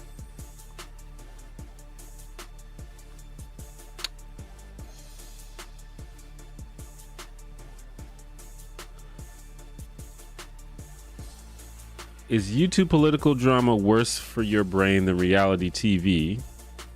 And if not, can you make fun of people for liking one while you like the other? YouTube political drama worse for your brain? I mean, I couldn't tell you what's worse for your brain. It seems like political drama is worse for your like mental well-being, like your happiness, I should say. And maybe that's what you're asking, but I think in general it's probably not that cool to make fun of people for liking stuff. Just let people like what they like. That's fine. Did I ever watch The Mole? I did watch The Mole. I was a big fan of The Mole. I used to love that reality competition show. Yeah, I was a big fan of The Mole. I loved it. That's the type of shit. I love shit like that. I like games and mysteries and stuff like that. Like, that's really cool to me. Probably why I love D&D so much. And why I love competitive video games like Overwatch and fighting games and stuff. You want to come play a one-shot sometime? Yeah, let me know. I'm down, as long as it's not on Sunday, because that's when my regular game is. I am almost certainly down.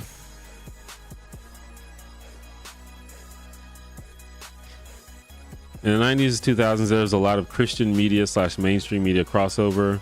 A lot of bands I remember listening to were Christian and went on tour along with a lot of anti-theist bands.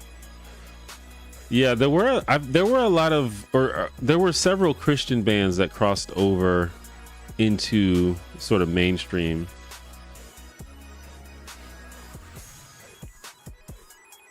Wasn't Creed supposed to be Christian as well?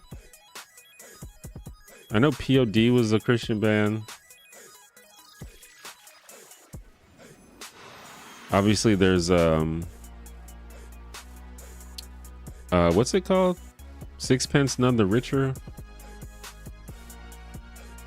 But they mainly just had the one song, right?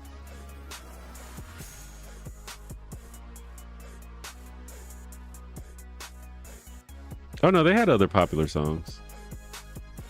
But they had one like mega hit. But that was a Christian band, right?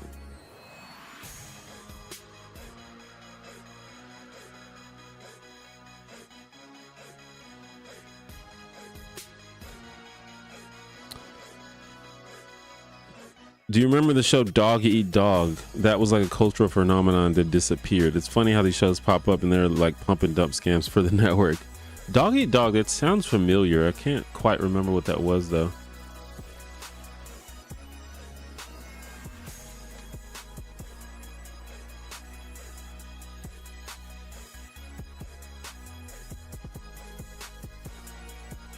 I may have never seen it. I don't know. I'm looking at it here and it doesn't look that familiar. It's not like ringing any bells, but I definitely have heard of it.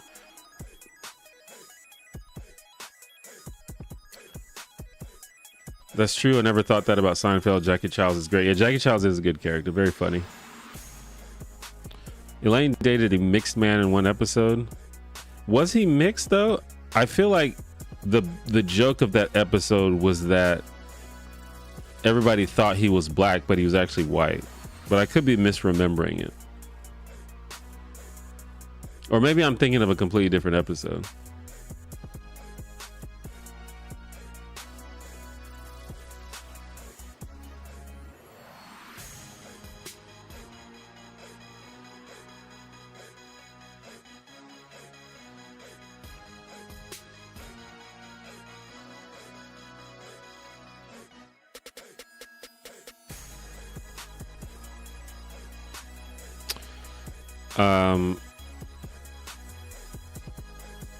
I actually sub for your TV character analysis, although I vibe with your political takes too.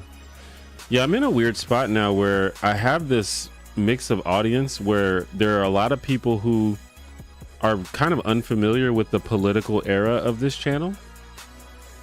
But then there's also a lot of people who were around for the political era and just stuck around for whatever it is I'm doing now. But yeah, it's an interesting mix of audience currently. But yeah, I mean, I don't make political content really anymore, but I'm not really shy about my worldview. I think that I don't know, it's more freeing when you don't make political content, because you kind of build a certain type of audience, and this audience expects you to be a certain way. And so if you have a take or if you have a belief that doesn't fit into the narrative that people have set out for you based on the content that you've made, it could cause like a rift in your audience and stuff, and I don't want to have to deal with that kind of stuff. So I feel a little more freer to like express the things that I believe, and it's like, if you don't agree, then that's fine. Just you can enjoy the videos without it, or you can go somewhere else. It's fine. But yeah, me not making videos anymore, I think maybe some people took it as, oh, I'm becoming apolitical, but that's definitely not what happened. I just think the internet and politics don't mix. It's been a disaster. I feel like no one can argue that political discourse on the internet has largely been a disaster.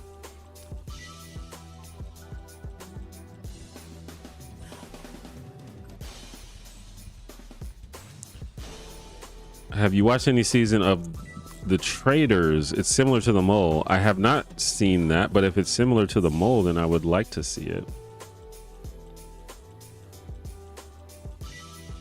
Yeah, that sounds dope. I need to watch that. Flyleaf, POD, Under Oath, Sixpence, 1,000 Foot Crunch, all were Christian bands. Word. Yeah, I don't think I knew that Under Oath was a Christian band. But I didn't really listen to any of those bands, but I was just kind of vaguely aware.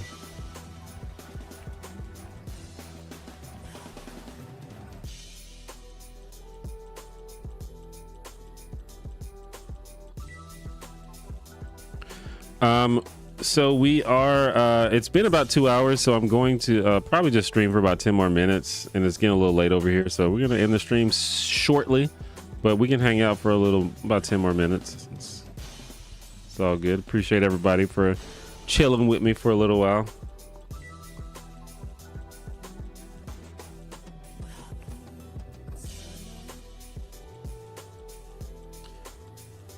As a kid, I remember watching all the game shows from Nickelodeon Studios. Then they had to close it down. That was a sad time during my childhood. I remember the Nickelodeon game shows for sure. I feel like underrated Nickelodeon game show was What Would You Do? I used to love that. I think it was kind of more of a variety show than a game show, but it did have like competitive elements. But of course, there were the classics like Double Dare and Figure It Out. Nick Arcade. Man, I wanted to be on Nick Arcade so bad.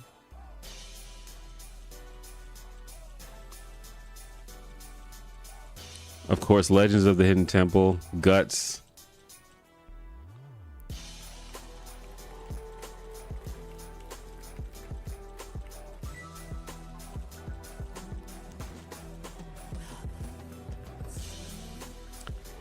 Yeah, that was the joke on Seinfeld. Yeah, that's right. At the end of the episode, they were like, so we're just a couple of white people. You want to go to the Gap? Yeah, that's exactly right. Yeah, I watched this show in full somewhat recently, so I have decent memories of most of it.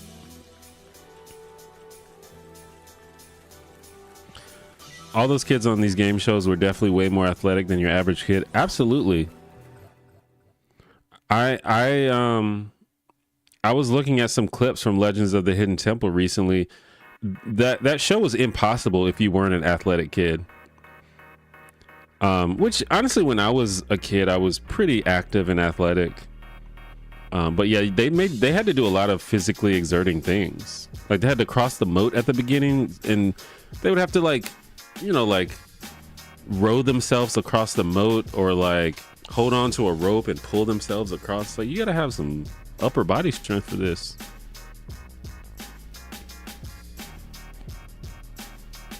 And then sometimes, I remember at least on Guts, there'd be like one kid who was like just way more athletic than the other kids and just destroyed everyone.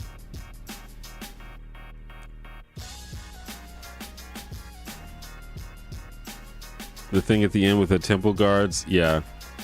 I think, yeah, some of those kids got scared out of their minds. I think there's one where the kid starts crying.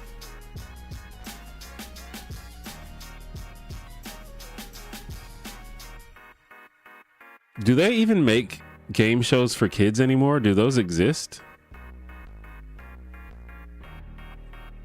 I feel like that was a big part of my childhood. This wasn't a Nickelodeon show, but probably my favorite kids game show was Where in the World is Carmen Sandiego? That was my absolute shit. To this day, I'm just a big fan of the whole Carmen Sandiego franchise. I just love this character.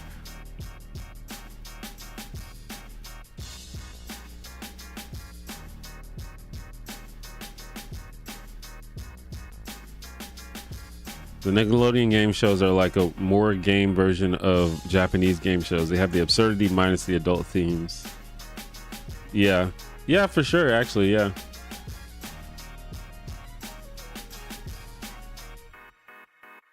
All those kids went on to get athletic scholarships. I'm sure some of them did.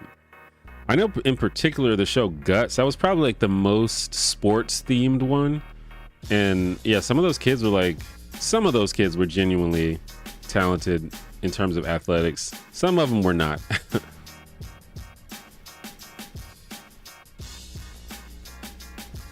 Can't think of any current ones, but maybe because, yeah, who knows what's going on with kids programming. It's interesting how like your knowledge of media and pop culture just relates to like where you are in your life.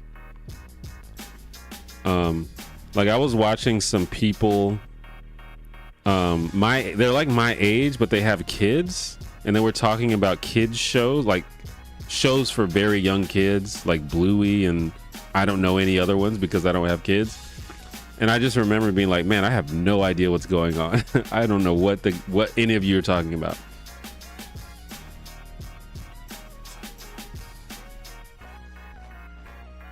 And so it's probably the same thing with younger kids. In fact, you know, there's a lot of like cartoons and stuff that I've never heard of, but they're like really popular if you're like 15.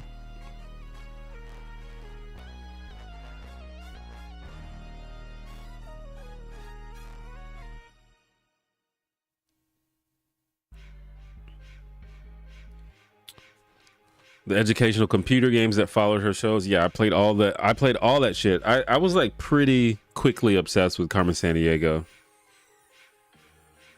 You know, like when you're a kid and you like see a fictional character and you wish they were real. I wanted Carmen Sandiego to be real. She was so cool. And she was a thief, but she only did it out of sport and to like teach people. She didn't really care about stealing stuff. She would like give it back at the end or something, or she like wanted to get caught.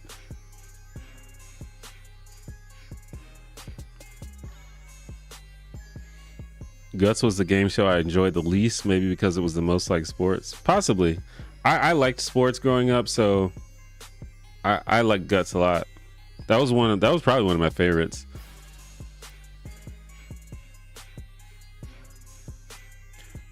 It's funny, if you grew up in the 90s, Jada Pinkett Smith was that girl in Demon Knight, Set It Off, The Inkwell, Jason's Lyric. But if you grew up in the 2000s, she was just Will Smith's wife. Yeah, that's true. If you're below a certain age, you don't know about Jada Pinkett. Yeah, she was that girl. I remember watching A Different World, the first season of A Different World, which is also a very good show, by the way. A very good black show. But yeah, man, I had a huge crush on her.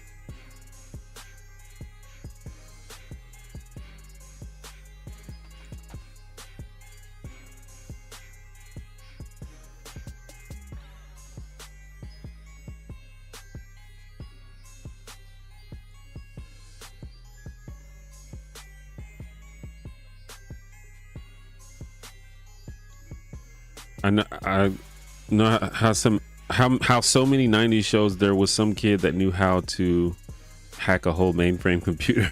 Yeah.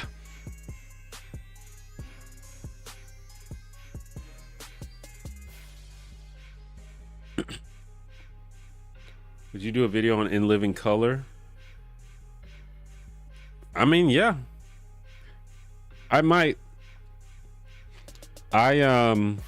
I'm a little hesitant to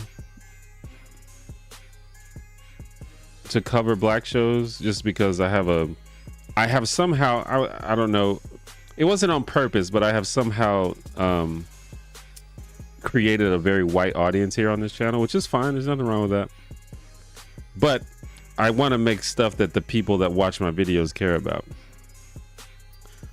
It's possible that they care about living single. But, if I have, just depending on the situation, I can make these kinds of videos without worrying too much if they get a lot of views, just because it would be cool to make a good video about it. But it just depends on the situation. I can't really have too many videos just completely bomb on the channel, because that would be somewhat devastating. But I'll figure out ways to solve this problem. It's also possible that the videos just reach a bigger audience outside of my audience, and then people discover it and come through. So that's also a possibility. So I shouldn't discount that as a possibility.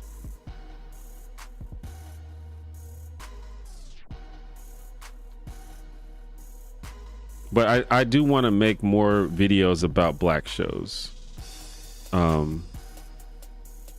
So I will figure out a way to do that.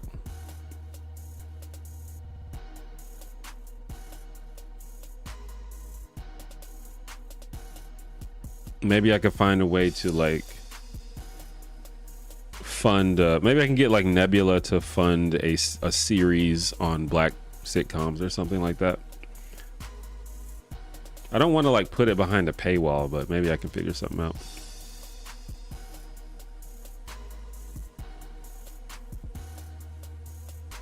What is your favorite shape? My favorite shape? Rhombus. I loved her growing up. It's funny how people don't like her these days. Yeah, well, the Will Smith and his family, they're all really weird. They do a lot of really sketchy stuff. And they like air out their personal business to an extent that's probably just not appropriate.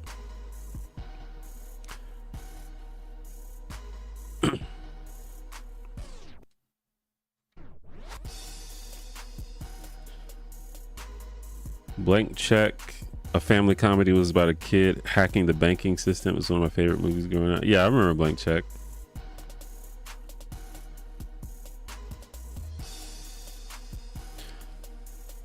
But all right, guys, I think I'm gonna go ahead and end the stream.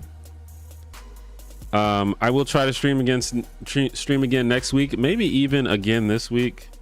But the goal is to probably stream next Monday around the same time. But yeah, thanks everybody for coming and chilling with me. If you are interested in more chill, friendly conversations, consider joining the Discord community.